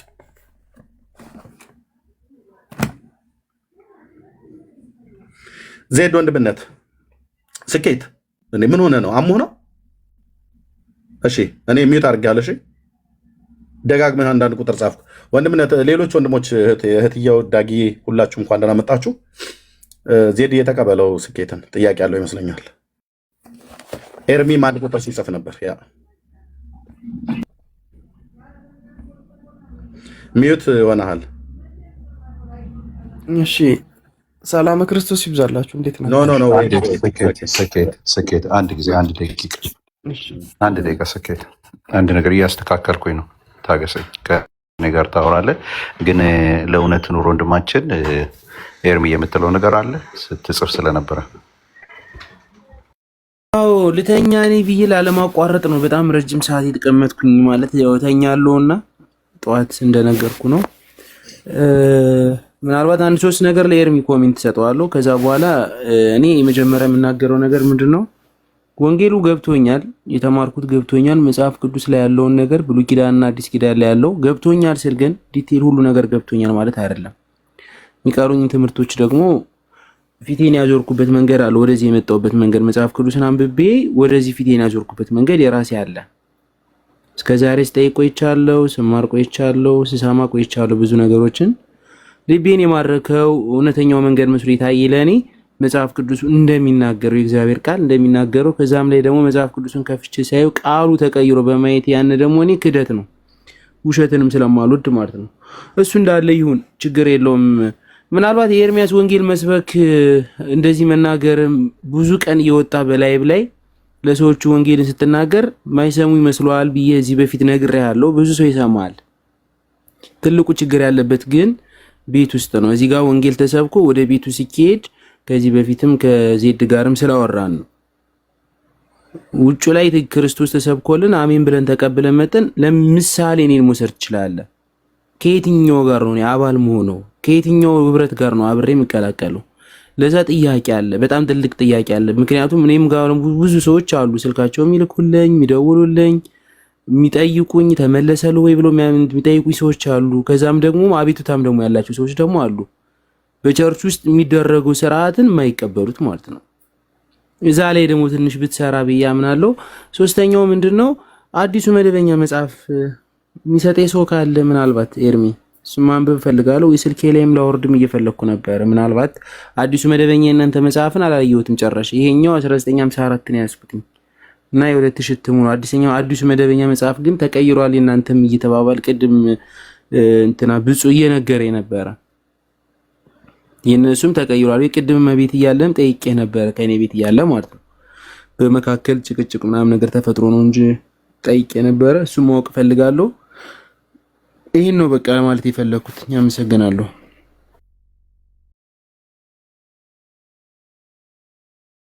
እሺ ኤርሚ ተባረክልን። አይ ቲንክ አዲሱ መደበኛን ትርጉም ከፈለክ ወይ እኔም እሞክራለሁ። አንተ ተክሉ ቸርች እዛ አካባቢ ነው ያለው አይደል? ተክሉ ቸርች ለአንተ ሩቅ ነው? እሱን እንትን እላለሁ፣ አነባዋለሁ፣ ምናልባት እጠይቃለሁ። ችግር የለም። እሱን በኔቶ ምክንያቱም አሁን ሰሞኑን ትንሽ እነ ጓደኞች እዚህ ስላሉ እነሱንም እነ ቃልም ስላሉ እነሱ ጋር ተነጋግሬ መቀበል ካለብኝ ከእነሱም ቢሆን ፈልጌ ይቀበላሉ። ችግር የለውም። እሱ ቆንጆ። እቺ ሌላ ጥያቄ ካለ ኤኒታይም፣ ባለፈውም ጊዜ እንዳልኩ እኔ ሁላችንም እዚህ ያለ ነው። እዚህ መስኮት የምታያቸውን አገልጋዮች በሙሉ እንተ ማድረግ ትችላለህ። ምንም ከባድ ነገር አይደለም ልልህ ነው። እሱን ማድረግ እንችላለን። አንተ በርታ። እኔ አሁን ምንድነው መሰለህ ቆንጆ አሁን ሰሞኑን በሙሉ ለምንድን ነው እኔ አንተ ጋር እችን ቻልበና ወደ ያኛው ልጅ እንሄዳለን አለ ወጥቷል መሰለኝ። በቃ ለምንድን ነው እኔ አንተ ጋር እየገባ ያለው ሰሞኑን ከተባለ ቆንጆ ጥያቄ እየጠየቅ ስለሆነ ነው የሚል ለእግዚአብሔር ቃል ለምንድን ነው ታማኝ ያልሆን ነው? ለምንድን ነው መቀየር ያስፈልገው? በጣም ደግሞ ደስ የሚለኝ ጥያቄ በተለይ በምልጃው ዙሪያ የምታነሳው ጥያቄ በጣም ወሳኝ ጥያቄ ነው። ምንድን ነው ምክንያታቸውን ለመለወጥ ምክንያታቸው ምንድን ነው? እንዴት መጽሐፍ ቅዱስ በዚህ ያህል ድፍረት ይቀየራል የሚለውን በጣም ወጥረን ይዛል። ዳትስ ዋይ እኔ ከአንተ ጋር ብዙ ጊዜ አሁን ሰሞኑን አንተ ጋር እየገባ ያለው ወንድምነት እና ወሳኝም ጥያቄ ስለሆነ ማለት ነው። የእውነት እኔ መቸለታና ትላንትና መሰለኝ ያወራ ነውና ቤተክርስቲያኒቷ የድፍረቷ ድፍረት ትምህርቷን እንደ መጽሐፍ ቅዱስ ከማስተካከል ይልቅ መጽሐፍ ቅዱስን በትምህርቷ ለማስተካከል የሞከረች የመጀመሪያ ቤተክርስቲያን ትመስለኛለች። አይ ቲንክ ያልኩት የተሰማ ይመስለኛል። ትምህርትህን እንደ መጽሐፍ ቅዱስ ታስተካክላለህ እንጂ መጽሐፍ ቅዱስን እንደ ትምህርትህ አታስተካክልም። ነውር ነው በጣም። በተለይ ደግሞ አንድ ከአፖስቶሊክ ሰክሴሽን አለኝ የሐዋርያት ቅብብሎሽ አለኝ ብላ ከምታምን ቤተክርስቲያን ይሄ አይጠበቅ። በጣም ነውር የሆነ ነገር የተደረገው እኔ እንደው በታሪክ ነው ማወራ። በታሪክ ለምሳሌ ብዙዎች ትርጉም አሪዮስ ቢነሳ በትርጉም ስህተት ነው የተነሳው። በታሪክ የተነሱ ምንፍቅናዎች ብትመለከት የተነሱት ከመጽሐፍ ቅዱሱ ላይ ባለ ነገር ወስደው በትርጉም ስህተት ነው ወይም ደግሞ በአመለካከት ስህተት ነው እነዛን ተመጣጣለ። ይሄ እኮ የድፍረት መጽሐፍ ቅዱስን ሰርዘ መልጃ ፍርድ አድርገህ የሚፈርደው ብለህ ጳውሎስን እኮ የመጽሐፉን ጸሐፊ ጳውሎስን እኮ ተሳስተሃል እያልክ ነው። የመጽሐፍ ቅዱስን እኮ ነው ማለት በመንፈስ ቅዱስ ጽፍ ያለው እንደው ኢቭን ይህንን የዚህን ሐሳብ ተው መላእክት ሰዎችን ተዋቸው፣ መላእክት እንኳን ቢመጡ ገላትያ መጽሐፍ ምዕራፍ 1 ቁጥር 9 ላይ አንብቡ። መላእክትን ተው እኔ ራሴ እኮ ነኝ ያለው ጳውሎስ። እኔ ራሴ እንኳን በኋላ ሐሳቤን መልሼ እንደው እዚህ ቦታ ላይ እንትን ብዬ እንኳን መጥቼ እንኳን ላስተካክል ብሞክር አለ ማንም ይሄንን ማስተካከል የሚፈልግ መቀየር የሚፈልግ የተረገመ ይሆናል። ይሄንን አይነት ቆራጥ የሆኑ አባቶች አሉኝ የምትል ቤተክርስቲያን እኔ ከነሱ ናት ብዬ አላምንም። ግን ኦኬ ከጠራህ ወደኋላ ሄደ እኮ እነ ጳውሎስን ነው የምትጠራው፣ እነ ጴጥሮስን ነው የምትጠራው። ከነሱ ነው አፖስቶሊክ የሆነውን ነገር ተቀብያለሁ የምትለው። ጳውሎስ ያለውን ነገር እየሰረዝክ እኔ የመጽሐፉ ባለቤት እኔ ነኝ፣ ቤተክርስቲያን ነው የምትቀድመው ከመጽሐፉ ይልቅ፣ ስለዚህ እንደፈለግኩ አድርጋለሁ ብለህ መጽሐፍ ትለውጣለህ እንዴ? በጣም እኮ ነውር እኮ ነው። ትርጉም ልታስቀምጥ ለምሳሌ ቀለል ባለ አማርኛ በምናምን ተብሎ የሚተረጎሙ እንትኖች ሊኖሩ ይችላሉ። ሰዎች እንዲረዱ ኦሪጂናሊቲውን ሳይለውጥ ማለት ነው። ከግሪኩም ከምኑም የአዲስ ኪዳኑን ከግሪኩ አድርገህ የብሉይ ኪዳኑን ከዕብራይስጥ አድርገህ ኦኬ እዚህ ጋር ቢሆን እንደዚህ ነው ብለህ የምታስቀምጣቸው ነገሮች ይኖራሉ። የግሪኩ በዕብራይስጡ እንደዚህ ይላል፣ የግሪኩ ይማልዳል ይላል። አንተ ምን ችግር አለብህ? ይማልዳልን አውጥተህ ይፈርዳል ብለህ ታስገባና ከታች ከግርጌ የግሪኩ ይማልዳል ይላል ትላለህ ማለት ነው። ከዛስ ነገ ደግሞ ቀስ ብለህ ደግሞ ምክንያቱም አሁን ይሄ ባለ ሊፒስቲኮ የሚባለው መጽሐፍ ቅዱስ ሊፒስቲኮ የሚባለው እንግዲህ የሁለት ሺህ እትሙ ማለት ነው። አሁን በጣም ብዙ ሰዎች እጅ እየገባ ነው ያለው እንደምታውቁት ከሆነ ከ10 ከ20 ከ30 ዓመት በኋላ ይሄ መጽሐፍ ቅዱስ ያኛውን ቀስ አድርገው ጥግ ያስይዙና ይሄኛው እንትን ደጋግሞ ቢያትሙ ታስቦ በየቤቱ ይገባል ማለት ነው። ከዛስ እሱ ተብሎ ይሄንን ወደኋላ ይደረጋል። ይሄ ኦሪጂናሊቲ ያለው ወደኋላ ይደረጋል። ከዛስ ያኛው መጽሐፍ ኦሪጂናል ሆኖ ይመጣልሃል ማለት ነው። የትኛው ከስር ደግሞ ሲፈልጉ ደግሞ የዛሬ 15 ዓመት 20 ዓመት ደግሞ የግሪኩ እንደዚህ ይላል የሚለውንም ያወጡታል ከፈለጉ ማለት ነው። ምክንያቱም እነሱ መሰረዝና ማውጣት ልማዳቸው ስለሆነ ማለት ነው። አየህ በጣም ንቀት ስትንቅ፣ በተለይ ደግሞ ምዕመናንህንና የእግዚአብሔርን ቃል ስትንቅ የምታደርገው ነገር ምንድን ነው ካልከኝ ይሄንን አይነት እርምጃ ወስደህ የተከበረውን የእግዚአብሔር ቃል በአንተ አስተምሮ እየለወጥክ ትላንትና ኢየሱስ አይማልድም አማላጆች መላእክቶች ናቸው አማላጆች ቅዱሳን ናቸው ብለህ ስላልክ ያንን ትምህርትን የሚያጸና ነገር ለመክተት ስትል መጽሐፍ ቅዱስ ትሰርዛለህ which is totally unacceptable የሆነ በእግዚአብሔርም በእውነትም ደግሞ ክርስትናን ተቀብያለሁ በሚሉ ዘንድ ጸያፍ የሆነ ነገር ምንድነው ካልከኝ እንደዚህ አይነት ነገር ተባረኩልኝ። ስኬት እኔ እንደወጣ በዛው ይቅርታ ስኬት ቀጣይ ስለምታወራ ችግር የለውም። ካንተ ጋር ቀን ከሆነ ምናምን ችግር የለውም። ቀጥሉ እና ያለው እሺ ወንድም ልተኛም ስለሆነ ትንሽ እቺን የመጨረሻ እንትን ለማለት ነው። ወንጌልን ሰበካችሁ ዳጊ ዜድም ኤርሚያስም ኦኬ አመንኩ ማለት ነው። አሁን ከበፊቱ ከነበረኝ እምነት አሁን አመንኩ ሞር መጽሐፍ ቅዱስን ስላነበብኩኝ። አሁን ጌታን ተቀበል ብትለኝ ኦኬ እላለሁ። ከማን ጋር ነው ህብረት ማድረገው? ጥያቄ እሱ ነው። ይሄ መልሱልኝ ለኔ ኤርሚ ቦታ ጠይቄ ባለፈው ጊዜ ይሄንን ጥያቄ አንስተህልኝ አዎ የት ነው ያለው ብዬ እንደው ብዬ ምን አልኩ ዜዲ አንተ እንኳን አንስቼልህ ጥያቄውን ውይይቱ በነበረበት ማነው መምህር ማነው የሚባሉ ሰውዬ ነበሩ አይደለ? አንድ መምህር መርጊታ ነበሩ። ከመርጊታ ጋር አስተያየት ተሰጥቷልኝ። እኔ አሁን ወንጌሉ ላይ መጽሐፍ ቅዱስ ብሉይ ኪዳንም አዲስ ኪዳንም ተረዳው። ኦኬ በክርስቶስ አዳኝነት አመንኩኝ። ኦኬ እሺ የትኛው ጋር ነው ያውን ሰንት ማድረግ ህብረት ላደርግ የምችለው ከማን ጋር ነው? የኛ አስተምሮ ያላቸው ብለን እኮ ነገርኩሽ። ሶሪ ኤርሚ በባለፈው ጌታን ተቀበልኩ ብለህ ጌታን ባስቀበልኩ ጊዜ ጌታን ተቀበለህ ሂድ ብዬ ያልኩ የት ነበረ? ካልጋሪ ስላለህ ወንድማችን ወንጌላዊ ተክሉ ነው አይደል ያገናኘው? ያለፈ እኮ ኤርሚ ቆይ ነው አይደል ያገናኘው? ያ በጌታ ወንድማችንና አገልጋይ ስለሆነ የቤተ ክርስቲያን አገልጋይ ስለሆነ በዛ ህብረት የሚያደርጉ ቅዱሳን ስላሉ ሂድ ብዬ ያልኩ ዝም ብሎ አንድ ግለሰብ ጋር አይደለም። እሱ በዛ ቤተ ክርስቲያን ውስጥ የሚያገለግል አገልጋይ ነው።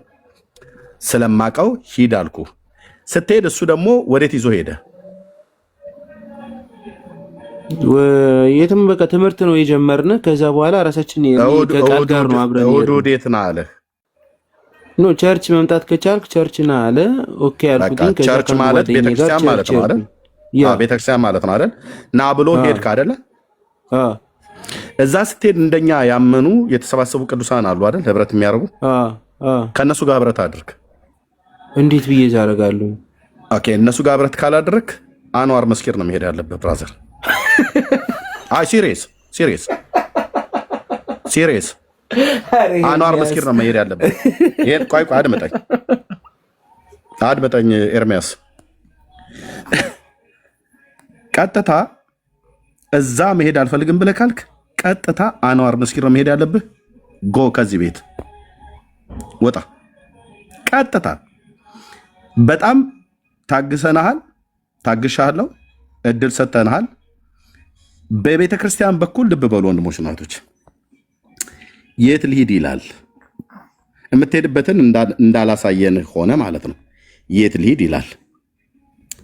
በቤተ ክርስቲያን ህብረት አድርግ ብዬ አልኩት ማለት ነው። ልብ በሉ እዛ በላኩት ሰዓት ወንድማችን ወንጌላዊ ተክሉ ማለት ይሄ ነው። ኦኬ፣ ጌታን በተቀበለ ጊዜ አገናኘሁትኝ ከወንጌላዊ ጋር ደውዬ ማለት ነው። አስተምረው አጥምቀው ከቅዱሳን ጋር ህብረት ያደርግ ብዬ ማለት ነው። ኦኬ፣ ስለዚህ ራሱ ምን ብሎ ጻፈልኝ? ምን አለ እዚህ ጋር? አብረውኝ የተማሩ ተጠመቁ አለኝ። ኤርሚያስ ካልጋሪ ማለት ነው። ልብ በሉ አብረውኝ የተማሩት ተጠመቁ አለ። ቪዲዮ ላከልኝ። ኦኬ፣ ቪዲዮ ላከልኝ። ይኸው ከፊቴ ዓለም ከኋላ አለቀ። መስቀል ከፊቴ አብረው የተማሩትን ሰዎች ይሄ ወንጌላዊ ወንድማችን ደውዬ አገናኝቼህ ትምህርት እንድትማር መሰረታዊ ክርስትና ትምህርት እንዳያስተምርህ በቤተክርስቲያን በኩል ህብረት እንድታደርግ ልኬሃለሁ። ከዚህ በኋላ እዚህ እኔ ጋ በውስጥም እንዳጽፍ እኔም ጋር እንዳትመጣ አንተ የፈለግከው በደንብ ይገባኛል። የመጨረሻ አድራሻህ አንዋር መስጊድ ስለሆነ ማለት ነው። ቀጥሎ እሱ ነው የቀረ፣ ምክንያቱም መንዙማ ከፍተህ ስለምትጨፍር ማለት ነው። ይሄ ሰውን ወንድሞች እናቶች በጣም ብዙ ታግሸዋለሁ። ኦኬ፣ ሁለተኛው ዮኒ ማኛ ሊሆንብን የፈለገ ወንበዴ የሆነ ሰው ነው። ጋው ብራዘር አብረው የት ልሂድ ትለናለህ? ቸርች ነው ሂድ ያልኩ፣ ቸርች ሂድ ብያለሁ። ማናገናኝ አገልጋዩን የወንጌላዊን አብረው የተማሩ እነሱ ሲጠመቁ አንተ ግን በቢራ ትጠመቃለህ። አሁንም እግዚአብሔር የምሕረት አምላክ ስለሆነ እድል እንዲሰጥ ብዬ ብዙ ጊዜ እድል ሰጠናል። ከዚህ በኋላ ግን አንተ ላይ የምንፈጀው ጊዜ የለም ማለት ነው። ቴንኪው ወንድምነት መቀጠል ይችላል። ዜድዬ በጣም ወንበዴ ነው አልኳችሁ። ይሄ ልጅ ወንበዴ ማለት አይገልጠውም። ሲፈልግ የኦርቶዶክስን መዝሙር ከፍቶ እነሱን ይጠራል። ከዛ ደግሞ እኛን ጋር ደግሞ እንትንላ የተከስተን አውታሩን ከፍትና እኛ ጋር ይላል። ከዛ ደግሞ ቤቱ ላይ መንዙማ ይከፍታል። የእስላሞች ማለት ነው። ስለዚህ ጌታን ከተቀበልክ ቸርች ልኬ ነበር ያኔ አልተቀበልኩም ብለሃል። አሁን ደግሞ ምንድን ነው ያልከው? ቀደም ምን ብሎ ጻፈልኝ? ልብ በሉ ይሄን ቪዲዮ ላከልኝ። የመጽሐፉን መሰረዝ እና ኤርሚ አለኝ።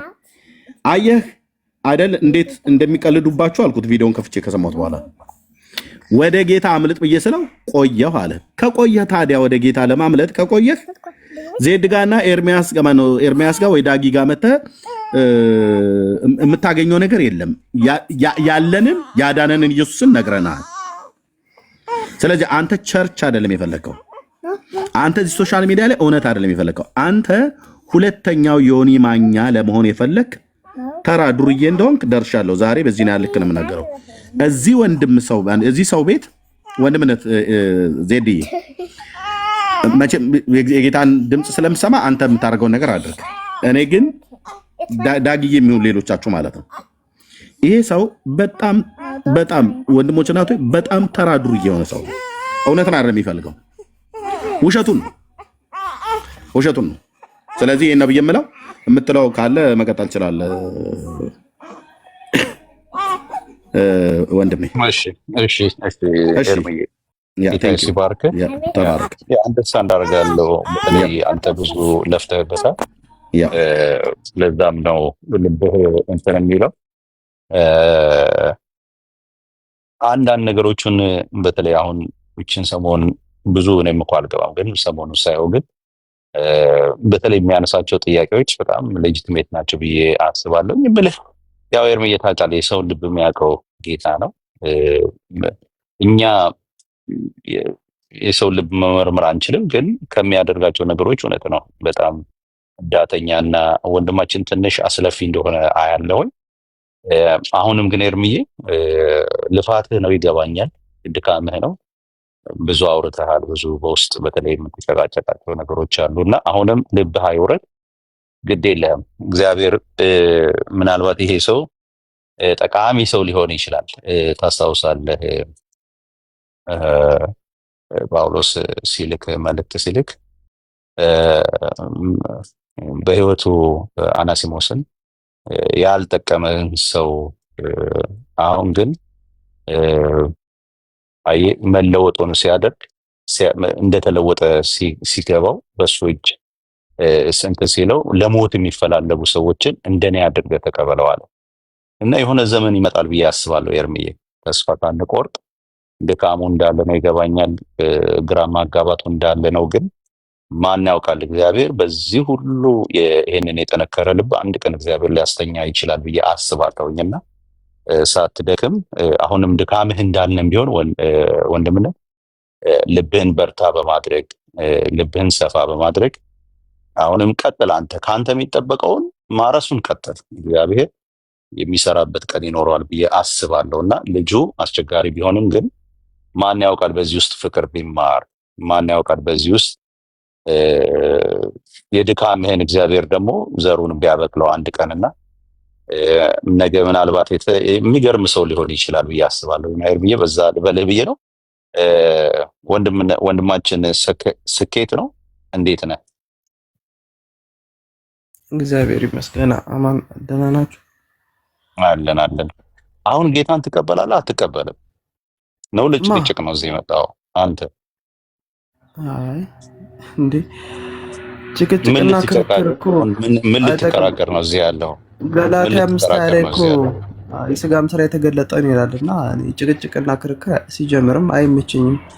ለምን ማለት? ስለዚህ ጌታን ትቀበላለህ አትቀበልም ነው አሁን። በቃ ባጭር ቃል ጌታን ትቀበላለህ አትቀበልም? ምንድነው እንዳት ማለት ወደ ወንጌላውያን ትቀላቀላለህ አትቀላቀልም?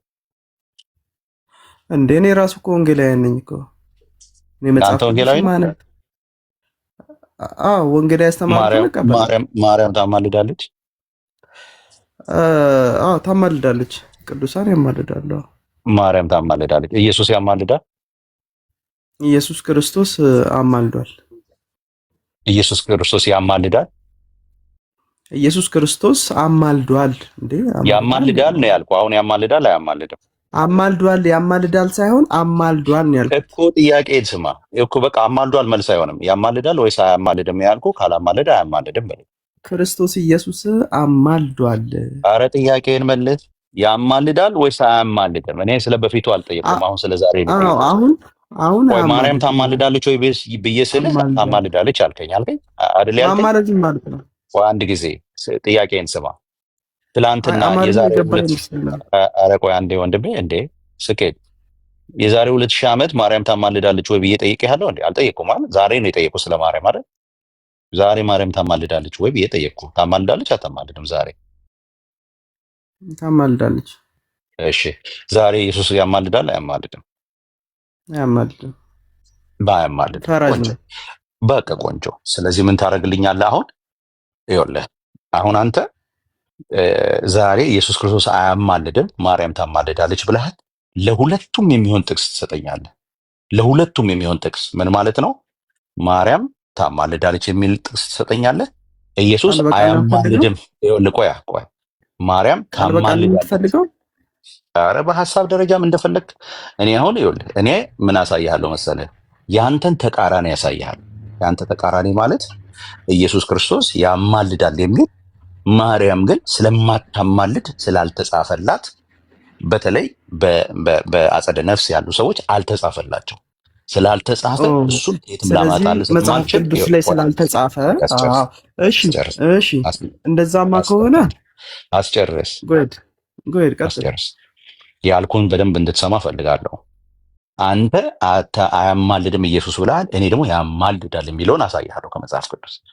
ማርያምስ ብለህ ስትል ደግሞ አልተጻፈላትም፣ ስለዚህ የምታማልደው ነገር ስለሌለ አልተጻፈላትም ብዬ መልሱን እሰጥሃለሁ ማለት ነገር ነው። እኔ እየደገምክ ሁለቱን ማሳያ። አንተ ግን አሁን የምታሳይ ምንድን ነው? ኢየሱስ አያማልድም የሚል ማርያም ታማልዳለች የሚል አሳየኝ። ነገር እየደገምክ ነው። 5 ደቂቃ ስለዚህ ሰጥቻለሁ። 5 ደቂቃ ችግር የለውም። ሰጥቻለሁ። ቶሎ በልልኝ፣ ቶሎ ሚዩት አደርግልሃለሁ። 50 ደቂቃ ሊሆን ይችላል። አሁን ምንድነው ማርያም ከመጽሐፍ ቅዱስ አልተጻፈችም ብለሃል። በነገራችን ላይ እኔ ጥያቄን በጥያቄ ጠይቃለሁ። ምንድነው የምጠይቅ ጥያቄ? ኢየሱስ ወዳጄ ክርስቶስ ያልኩህን ብቻ ነው ወደዚህ የምታመጣው። ያልኩህን ነገር አሁን አንተ አስተውልና በፈለክበት 5 ደቂቃ ተደርጎልሃል። 5 ደቂቃ ውስጥ ይኸውልህ መጽሐፍ ቅዱስን ከፍ አድርጎልኝ። ቆይ ከፍ ላድርግ። ንጽጽር አታውቅም እንዴ? በቃ ይኸው ከፍ አድርጌሃለሁ። የምታመጣው ወደ ምንድን ነው? ራሱ ጥያቄ አለ። በጥያቄ ላይ ጥያቄን ጠይቃለሁ። መጽሐፍ ቅዱስ ትጠቅስና የዛሬ ሀሳባችን በምልጃ ዙሪያ ስለሆነ መጽሐፍ ቅዱስን ታወጣና ምን ታደርጋለህ? ኢየሱስ አያማልድም የሚል ታሳያለህ፣ ማርያም ታማልዳለች የሚል ሀሳቡን ራሱ ታሳየናለህ። እኔ ራሱ በኢየሱስ ክርስቶስ ላይ ጥያቄ አለኝ አልኩ እኮ። ኢየሱስ ክርስቶስ ከተወለደበት እስከ 30ኛ ዓመቱ ድረስ ከመጽሐፍ ቅዱስ ምን ሲሰራ እንደነበረ ከመጽሐፍ ቅዱስ ታመጣልኛለህ ወዳጄ። ለምን አሁን ሌላ ነገር ውስጥ እኮ መግባት አያስፈልግም። እኔ ራሱ ጥያቄ አሁን ከፍ ካደረገኝ እኔ ከፍ ካደረኩኝ እኮ ራሴን ከፍ አድርጌ ቆይ አንድ ጊዜ እኔ ራሴን ከፍ አድርጌ ላሳይ ይችላለሁ። ደቂቃ ግን 5 ደቂቃ ሰጥ አሳየኝ። እሺ አምጣ። ምንድነው የምታሳየው? ኖ ኢየሱስ ክርስቶስ ከተወለደበት አንተ የለኝም እስከ ካልክ 30 ዓመቱ ድረስ ከመጽሐፍ ቅዱስ ውስጥ ምን ሲሰራ እንደነበረ ታመጣልኛለህ። አያገባኝም። ምን ውስጥ ነበረ? አያገባኝም። ከምስራ አያገባኝም። አንተ ከአንተ የምፈልገው አሁን ኢየሱስ ክርስቶስ አያማልድም ብለሃል፣ ማርያም ታማልዳለች ብለሃል። ይሄው መድረኩንም ይሄው ከፍ አድርገንሃል። መጀመሪያ ማማለድ ምን ማለት ነው? መጀመሪያ ማማለድ ምን ማለት ነው? ማማለድ ምን ማለት ነው? ማማለድ ምን ማለት ነው? መጀመሪያ ቃሉ ላይ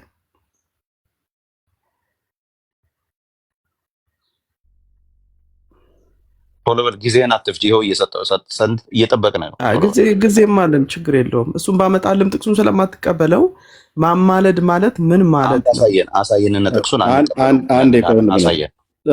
ስኬት ውይይት አይደል የፈለከው? ቀደም ውይይት አይደል የፈለከው? ቤቱ ለመማማሪያ እንድናረግ ከወንድምነት ጋር የምታወራው ቀደም ማርያም ታማልዳለች ወይ ብሎ ሲል አዎ አልክ። ኢየሱስ አያማልድም አልክ። ማማለድ ምን ማለት ነው ብለህ አልጠየቀውም። ቅድም ማርያም ታማልዳለች ወይ ብሎ ሲል ወዲያው ነው አዎ ያልከው። ቆይ አንዴ ቆይ ፖሊስ አትግባብ። ኢየሱስ ያማልዳሉ ይመስል አያማልድም አልከው።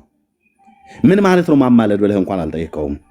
ማርያምስ ታማልዳለች ወይ ብሎ ሲል አዎ ታማልዳለች። ፕሊዝ አሁንም ይኸው ጣልቃ ገባብኝ። ፕሊዝ እኮ ጨርሼ ልሰጥ ነው ለሁለታቸውም ታወሩት።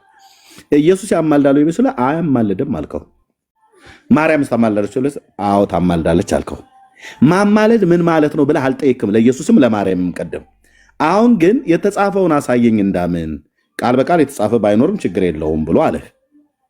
እሱ ይህም ብሎ ሲልህ አንተ ክሌም ላደረግከው ነገር መልስ ነው መስጠት ያለብህ።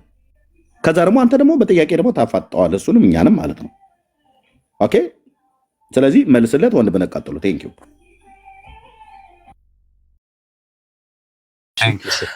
እየጠበቅነው ነው። እኔ እኮ መረጃውን አመጣለሁ፣ ግን በመጀመሪያ ደረጃ ማማለድ ምን ማለት ነው ብዬ ጠይቄዋለሁ። ማማለድን ጠይቄያለሁ። ምን አድርግ መሰለህ፣ ለአንተ ድል ይሰጠህ። ጠይቄያለሁ ወይስ አልጠየቅም? ስለወነጀለኝ ነው። አንድ ጊዜ ወንድሜ አልጠየቅኩም ወይ ጠይቃለሁ ወይ አልጠየቅም በለኛ። ማስረጃ አምጣ ስልን የጠየቀው አሁን ደግሞ አሁን አይደለም ሳውራ እኮ አፌን ብለህ እኮ ዝም አስባልከኝ እኮ ቅድም። ሚዩት አድርገው። እሺ ደቂቃውን 3 ደቂቃ አድርጉለት እንደገና። ቆይ እኔ ራሴ ላድርግልህ፣ ይሄንን ላቆምና 3 ደቂቃ ላድርግልህ። እሺ ኢንድ አድርጌዋለሁ። እንደገና 3 ደቂቃ እሰጥሃለሁ። እሺ ኢንድ ለምንድን ነው የማያቆመው? እኔ ጋር ላቆም ብሎኛል። ኢንድ አድርጉለትና 3 ደቂቃ ስጡት መልሶ፣ ከዛ በኋላ ያቅርብ። አሁን ምንድን ነው የምታቀርበው? አትደበቅ። ናና ተመለስ፣ አለበለዚያ እናስወርድሃለን። ቶሎ በል፣ አትደበቅ። ኧረ ተረጋጋ፣ መረጃውን ልሰጥ። ኖ። እሺ እኔ እንድትደበቅ አልፈልግም። እንትንህን አውጣና መናገር ብቻ ነው።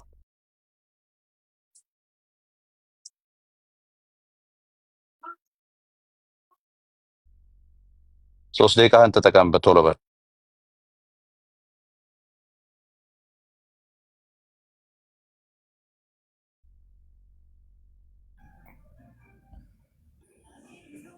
ደቂቃውን አርጊለት እህትየው። ዜድ እምቢ ካለው እህትየው ደቂቃውን አርጊለት። አይ ቲንክ ተደርጓል። አሁን ይታየኛል 3 ደቂቃው፣ ግን ልጁ እንትን አይደለም። ተመለስ እባክህን ማስረጃ ላወጣ ነው ይላል። ችግር የለውም ይጨርስ ደቂቃውን።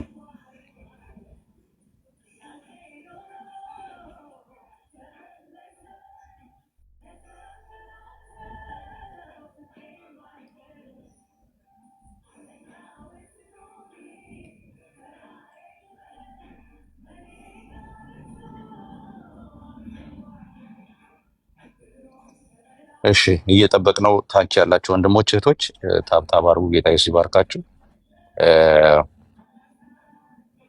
ታብታብ እያደረጋችሁ ሼር እያደረጋችሁ ቆዩ።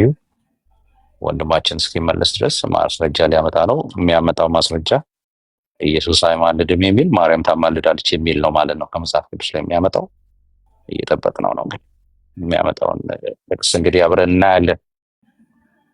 ይዘው የሚመጣውን ጥቅስ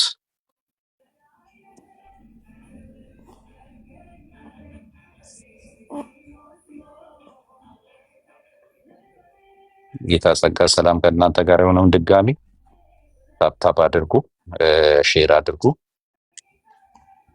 ወገኖች ይቀጥላሉ። እኔ ትንሽ ቆይቼ ወርዳለሁኝ።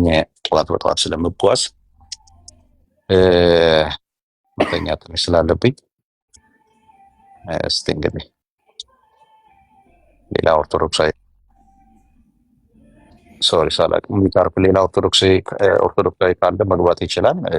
እሱን ማገዝ የሚፈልግ በዚህ ጉዳይ ላይ እሺ፣ ተመለስ። እሺ፣ ቆይ መጽሐፍ ቅዱስ ላንጣ። እስከዛ ድረስ ማቴዎስ 19:28 አውጣ። ማቴዎስ 19:28 አዎ፣ ምን ልታሳየኝ ነው? እኔ ጥቅስ አንጣ ነው አይደል ያልከኝ? አዎ፣ ምን ልታሳየኝ ነው? እዚህ ላይ ምንድን ነው የማገኘው? ክፈትና አንብበው። 19:28 ነው ያልከኝ? አዎ። እሺ፣ ምን ይላል? አንብበው። አይ እኔ ሀሳቡን ንገረኝ እንጂ መጽሐፉን ባመጣ ቁጥር እኔ ዝም እያነባለሁ። ምን ችግር አለ? እግዚአብሔር ቃል አይደል እንዴ?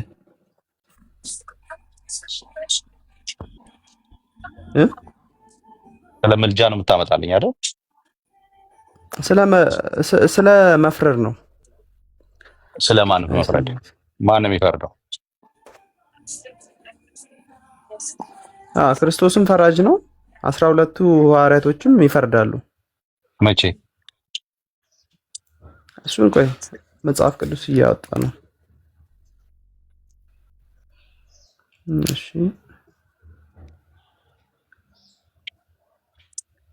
ስለዚህ አሁን ያመጣው ምንድን ነው ያመጣው?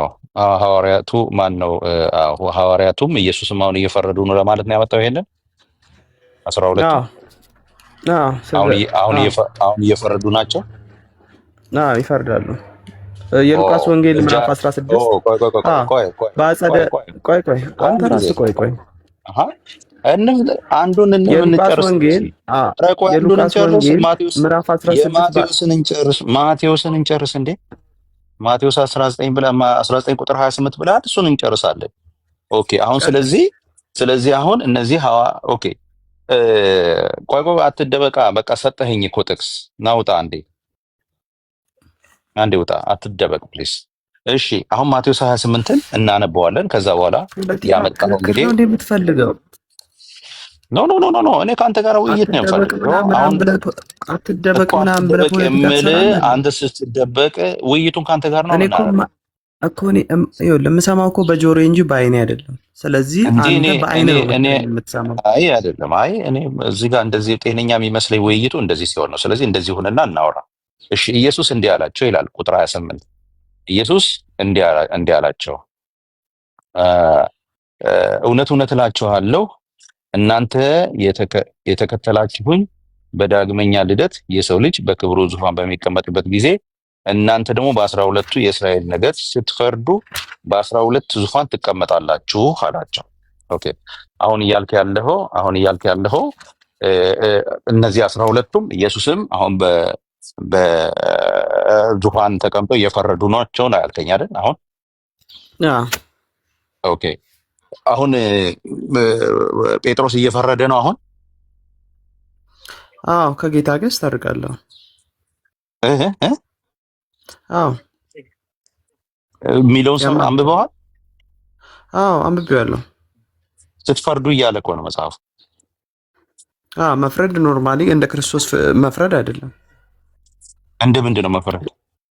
ሌላ ጥቅስ ልስጥ እኮ አልኩህ እኮ እንጂ ወዴት ሌላ ጥቅስ ትሄዳለህ? ይሄኛው አይሆንልህም።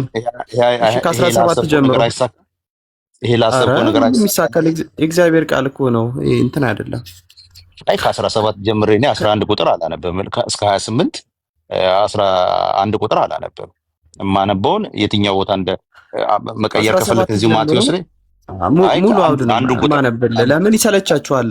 በነገራችን አንባቢ ነን ትላላችሁ እንጂ ማለት ነው አይደለም። የምታነበው መጽሐፍ ቅዱስን አንድ ጊዜ ቅድም ስጠይቅ ምን ብለህ ነበረ? አንተ በምትሄደው ነው የሚሄደው እኮ አልኩህ። አንተ በምትሄደው ይኸው ታግሻለሁ፣ እስካሁን ታግሻለሁ። ብዙ ድራማ ስትሰራ ነበር። አሁን ግን አንተ በምትሄደው ልክ እያነኩ በእግዚአብሔር ቃል እያነኩ ማለት ነው አስገድጄ እንድትውጣው አደርጋለሁ። ስለዚህ እንደዚህ አድርገው ወንድምነት የሚያነሳቸውን ጥቅሶች ራሱ ያንብብ፣ አንተ እንዳታነብ ራሱ ያብራራ። እያሰብኩ ነበር ጋሄድ አንብበው በል የምታነሳቸውን ክፍሎች አንብባቸውና ራስ አብራራ። ለምን አታንብብ አልከኝ ቅድም? እኔ በጭራሽ አታንብብ አላልኩም። አንብብ ስትለኝ እኔ አላነብብ ነው ያልኩት። አንብብ ስትለኝ እኮ እኔ ላንብብ 11 ቁጥር አንብብ ስትለኝ አላነብም ብያለሁ። 11 ቁጥር አላነብም የምትፈልገው ንገረኝ። ከ17 ጀምረህ እስከ 28 ስትለኝ ከ17 እስከ 28 11 ቁጥሮች ናቸው። 11 ቁጥር ሙሉ አላነብም። አንተ ግን ማንበብ እያነበብ 3 ቁጥር ይኸውላችሁ ወደ ወገኖች ሜርሲዬ 5 ደቂቃ ስጪውና የፈለገውን ክፍል እያነበበ ያብራራ ፕሊዝ። 5 ደቂቃ ስጡ። ታንክ እሺ ዜድ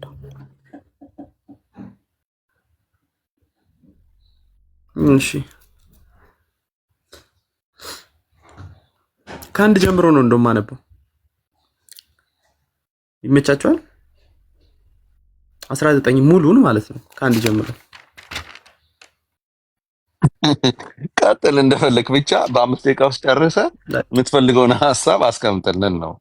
አሁን የምታመጣው ሐሳብ ምንድነው? ሁለት ሐሳቦች ናቸው። አንደኛ ኢየሱስ ክርስቶስ አማላጅ አይደለም የሚል ነው። ሁለተኛ ደግሞ ማርያም ታማልዳለች የሚል ነው። ስለዚህ በሁለቱ አሁን አንተ ቶሎ ብለህ እንደፈለክ ሐሳብ አምጣ፣ ቃል በቃል አምጣ፣ ብቻ የፈለግከውን አድርግና አሁን 5 ደቂቃ ተሰጥቷል። ጊዜን አትፍጅ፣ ቶሎ ግባ። የምታመጣቸው ግን ሁለቱን ሐሳቦች የሚያጸናልህን ክፍል ነው የምታመጣው። ላስታውስ ብዬ ነው። ይሄ ስለ ፍርድ ነው እዚህ ጋር። ይሄ ስለ አማላጅ አይደለም። ማቴዎስ ወንጌል ምዕራፍ 19 ከቁጥር 28 ላይ ማለት ነው። ስለ ማማለድ ሉቃስ ወንጌል ያ ባለጸጋውና ያ አላዛር የሚባለው ድሃ እሱ ላይ እንሄዳለን። አሁን አንተ የምትፈልገው ስለምንድን ነው? ስለ ፍርድ ነው ወይ ስለ አማላጅነት ነው የምትፈልገው? ለምን እዚህ ጋርም ክርስቶስም ፈራጅ ስለሆነ 12ቱም ሐዋርያቶች ይፈርዳሉ። ስለዚህ የሁለቱን ፍርድ ከምንድን ነው የምታገናኘው ነው? ወይም አማላጅነት፣ ስለ አማላጅነት ደግሞ ቅዱሳኖች እንዴት እንደሚያማልዱ አሳያለሁ። ቃል በቃል ግን አሁን የምትለይ ነገር ግን ማርያም ቃል በቃል ተጽፎ እንደዚህ ማርያም ታማልዳለች የሚል እንደዛ የለም። እንደዛ የምትፈልግ ከሆነ ማለት ነው የትኛውን አንተ የምትፈልገው? 5 ደቂቃ አለ ወንድሜ። 3 ደቂቃ ከ22 ሰከንድ አለ። ችግር የለውም ሰዓቱ። ስንት ዓመት ቁጭ ብለህ እኮ ስትጨቃጨቅ ነበር። የትኛውን ነው አንተ የምትፈልገው?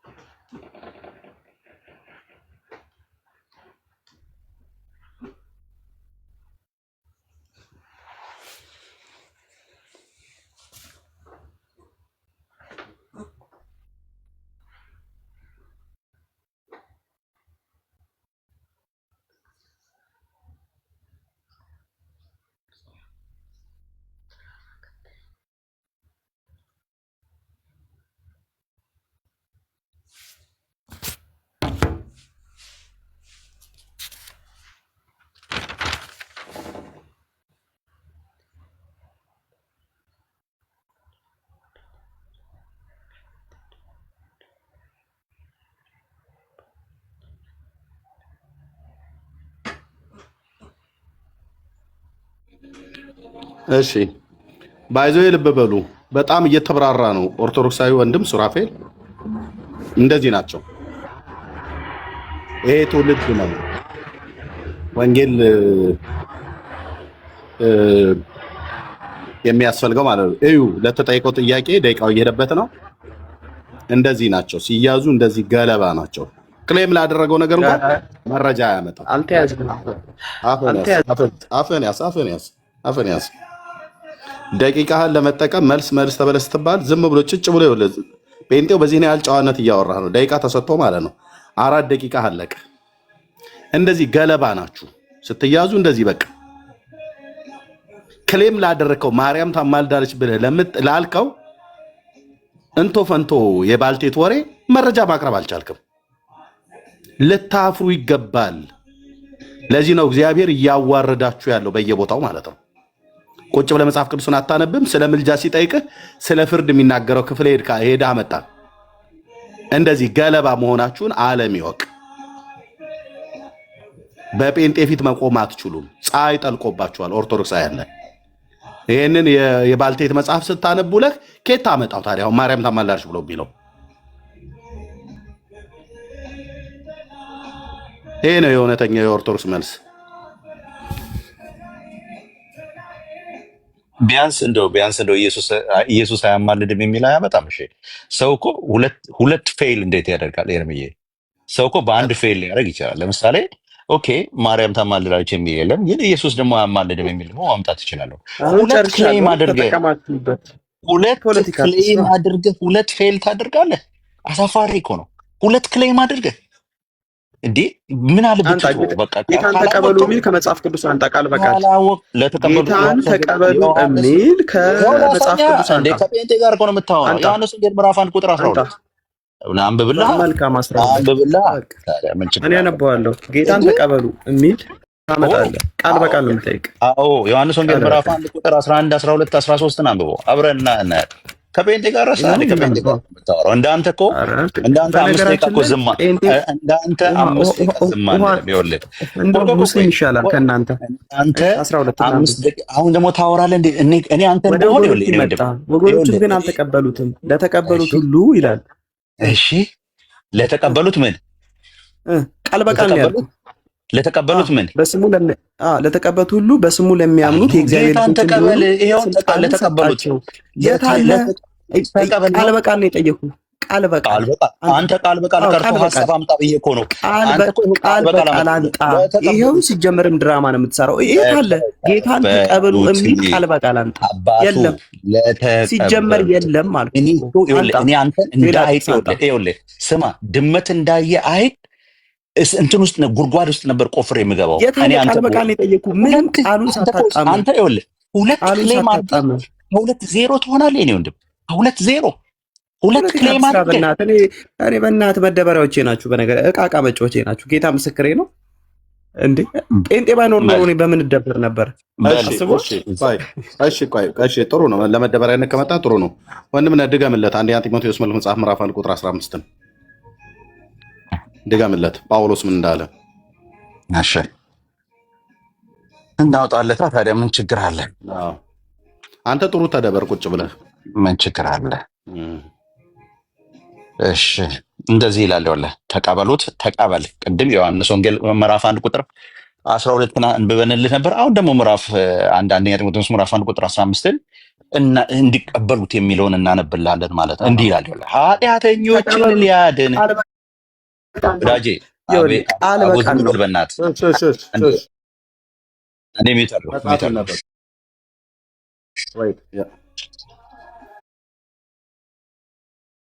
ጋይድ ወንድምናት ሚዩት አድርገዋል። ወንድምነት ኦኬ እሺ የራሴን ነው እንዲያደረኩት እሱን አደርጋለሁ ብዬ ነው። ሶሪ ኃጢአተኞችን ሊያድን ክርስቶስ ኢየሱስ ወደ ዓለም መጣ የሚለው ቃል የታመነና እንዲቀበሉት የተገባ ነው። ማን እንዲቀበለው? ሁሉ እንዲቀበሉት የተገባ ነው። አለቀ። ለዚህ ነው ተቀበሉ የምንለው። ለተቀበሉት በስሙ ለሚያምኑት ለእነርሱ የእግዚአብሔር ልጆች የሆኑ ዘንድ ስልጣን ሰጣቸው። እዛ አይደለም ጥያቄ። እንደዛ አይደለም ጥያቄ። ቆይ አንዴ ዜዶ እንደዛ አይደለም ጥያቄ። ስኬት አንዴ አይልም ሚውት አድርገው። ሁለት ተነቦልሃል። ዜድ አለክ አይደለ? አለው እትነት ዜድ ቆላሲያስ 2:6 አንብበው ድጋሚ እንድገም። አቤት ፔንቴ ግን ቃል በቃል ፈልገው ቆይ አንዴ ሚውት አድርግ። ስኬት ተባለ። እኔ ዜድ ነው ማናገረው። እሺ ወንድሜ ክፈቱልኝ አንዴ። ዜድ ነው ማናገረው። ዜድ ነው ማናገረው። ሚውት አድርግ እባክህ። ሚውት አድርግ ያለው እንዳታነሳ ሚውት ያ ቆላሲያስ 2:6 አንብበው። ፔንቴ ይግደል ጌታ። እንግዲህ ጌታን ክርስቶስን ኢየሱስ እንደተቀበላችሁ በእርሱ ተመላለሱ ይላል። ምን እንዳላችሁ? እንደተቀበላችሁ። እንዳያልፍ በተቀበል የምንለው ለዚህ ነው። አባቱ ተቀበሉ ቃል በቃል ነው የምፈልገው።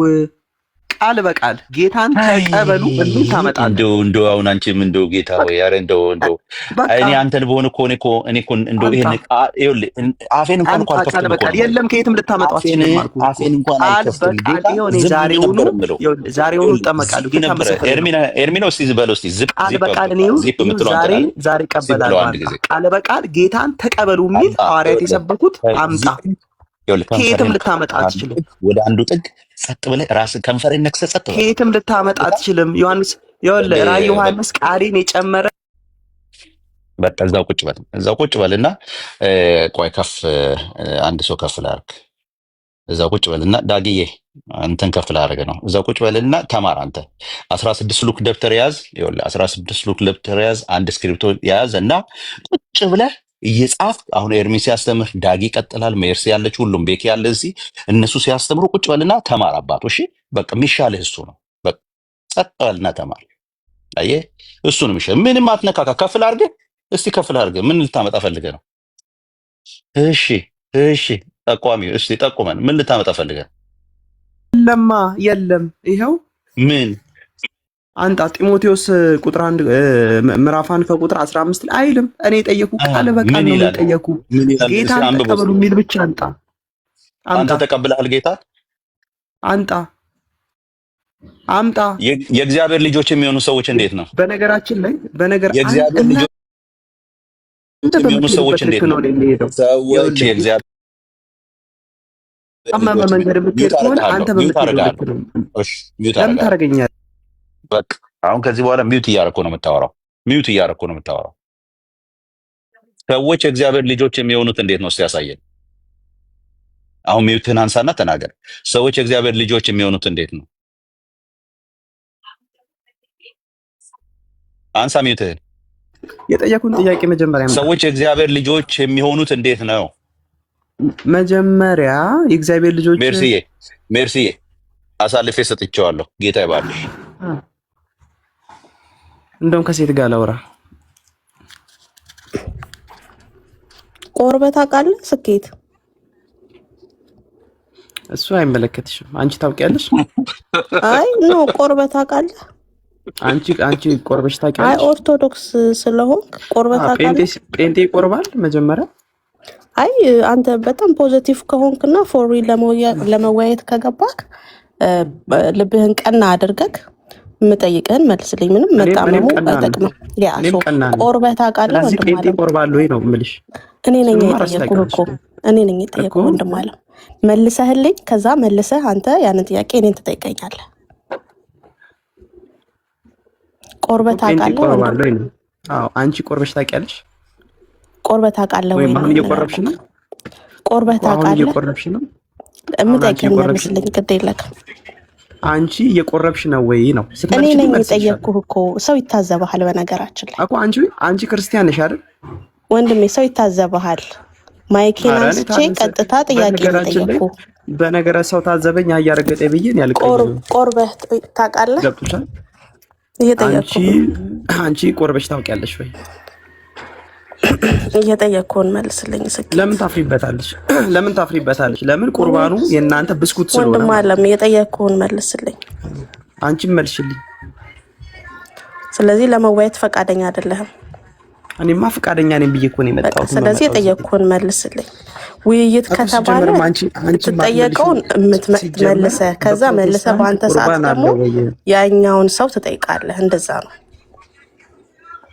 ኦኬ ውይይት የምታውቅ ከሆነ ማለት ነው። እሺ አንድ እድል እንስጠው። እሺ አንድ እድል ይመልስልኝ። ሁለት አድርግልኝ።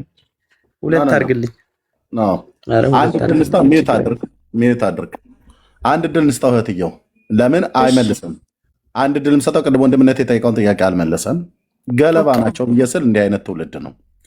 ኦኬ አሁንም ገለባነቱን ዓለም ይወቀው። አንቺ ስጠይቀው ለጠየቅሽው ጥያቄ መልስ አልሰጠም። ከዛ ይልቅ አንቺ መልሶ ጠየቀሽ አይደል? እሺ እኔ ጥያቄውን ልመልስለትና አንቺ አቅቶች ነው እያልኩ አይደለም። ልመልስለትና እሱ ይህንኑ ጥያቄ ለአንቺ ይመልስልሻል ማለት ነው። እኛ አልቆረብንም፣ መቁረብም አንፈልግም። ቁረቡ ብሎ የሚል የመጽሐፍ ቅዱስም ትምህርት የለም። የኦርቶዶክስ ብስባሽ የሆነ ትምህርት ነው መቁረብ ብሎ የሚለው። መጽሐፍ ቅዱስ ግን እንደሚለን እኛ የጌታን እራት እንበላለን። ቅዱስ ጳውሎስ እንዳለው ማለት ነው። የጌታን እራት እንበላለን። ያ ማለት ህብስቱን እንበላለን፣ ወይኑንም እንጠጣለን። ከጌታ ስጋና ደም ጋር ህብረት ስላለው ማለት ነው። እኛ የኦርቶዶክስን ብስባሽ የሆነ ትምህርት ቁርባን የሚል ትምህርት የለንም፣ መጽሐፍ ቅዱስ ስለማያውቀው ማለት ነው። ኦኬ አሁን አንተ በኦርቶዶክስ ሃይማኖት እኛን ጠይቀናል፣ መለስንል። እኛ አንቆርብም፣ ቁረቡን ብሎ የሚል የመጽሐፍ ቅዱስ ትምህርት ስላይደለ የጌታን ራት ግን እንበላለን፣ ወይኑንና ህብስቱን ማለት ነው መጽሐፍ ቅዱሳችን የሚነግረን። አሁን አንተ ቆርባለ እህትየው ቀጣይ አሁን ካልሆነ ጆሮ ግንዱን ብለሽ አባሩ ይሄንን የደብተራ ልጅ ማለት ነው። ቴንኪው። ለምን ትሳደባለህ ኤርሚ? እንዴ ደብተራ ማለት ነው ማለት ነው። ስድብ በጴንጤ ይፈቀዳል ማለት ነው። እህትየው ቀጣይ ኤርሚ እሺ በቃ ኤርሚ መልሶልሃል። አንተ መልስልን ጥያቄው። እሺ ኤርሚ ስለመለሰ እኔ ደግሞ ኤርሚ ጥያቄ ጠይቀዋለሁ። የደብተራ ልጅ ማለት ነው ማለት ነው በመጀመሪያ ደረጃ ወይም ደብተራ ምን ማለት ነው? ትወርዳለህ ማለት ነው እንደዚህ። ቴንክ ዩ ብሩክ ነሽ እህትየው። የግርማ ወንድሙ መንፈስ ነው ላው ላይ የተገለጠበት። እንደዚህ ጆሮ ግንዱን ብለሽ እታች ይወርዳል ማለት ነው።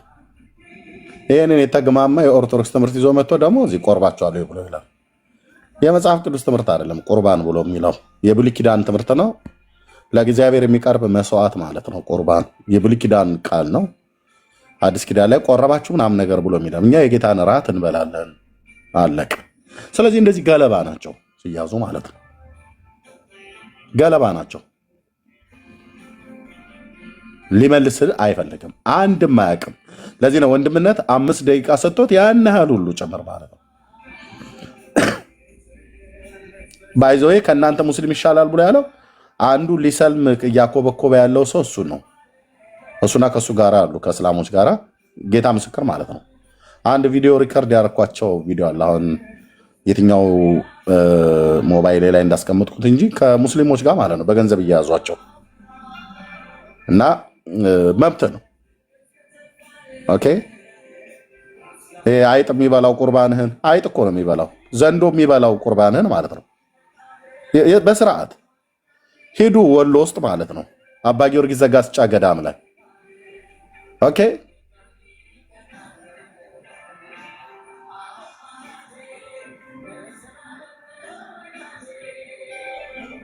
እና እንደዚህ ናችሁ ስትያዙ። አንዱንም ጥያቄ እንኳን አይመልስም ማለት ነው። ወንድሞች እና እህቶች አንዱንም ጥያቄ ማርያም ታማልዳለች ብሎ እንደ ጠገባ አህያ ያነፋል እንጂ ኦርቶዶክሳዊ መጥቶ ግን መልስ አይመልስም። ማማለዷን በትክክል ኑ ተናገሩ ብለህ ስትላቸው አንዳቸውም ገብተው አይናገሩም።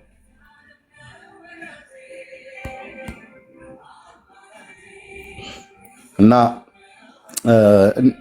ወንድምነት የምትለው ነገር ካለ በደንብ በልና አንተ ጋር አይ ቲንክ ሶስታችሁም አሜሪካ ናችሁ። በእርግጥ ዳግዬም እህትየው ሜርሲ እኛ መቆየት እንችላለን። አይ ቲንክ ዳግዬ ስራ ላይ ያለ ይመስለኛል። መቆየት እንችላለን።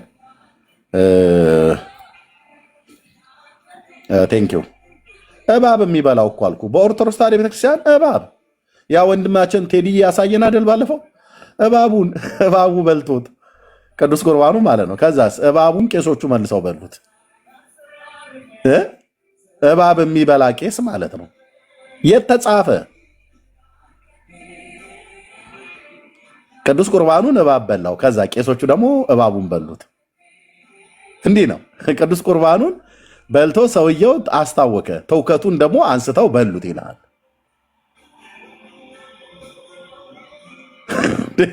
ቴዲ ላስገባው እንዴ? እሱ ነው የመጽሐፍ ክምችት ያለው። ላስገባው እባቡን ቀርጥፍ አድርገው። የኦርቶዶክስ ቄሶች ማለት ነው በሉት ይላል በአፄ ዘርዓ ያዕቆብ ዘመነ መንግስት በ14ኛው መቶ ክፍለ ዘመን ማለት ነው። ይህንን አሁን መጥተህ እዚህ እኛ ፊት ታወራለህ እንዴ? ለተጠየቃችሁ ጥያቄ መልስ መልሱ። መልስ ከሌላችሁ ገብታችሁ ዝም ብላችሁ አትተናነቁ። ኦኬ ሄደ ከሉተራውያን ጋር እዛው ተሻሽ ብራዘር። እነሱ ጥሩ አሉ ከእናንተ ጋር የሚግማሙ ማለት ነው። ሄዳችሁ ከእነሱ ጋር እዛው ቁርባን ቁረቡ፣ ተቆራረቡ። ምንም የምታመጡት ነገር ስለሌለ ማለት ነው። ከማን ጋር ነው ያልኩት? ከሉተራውያን ጋር ማለት ነው።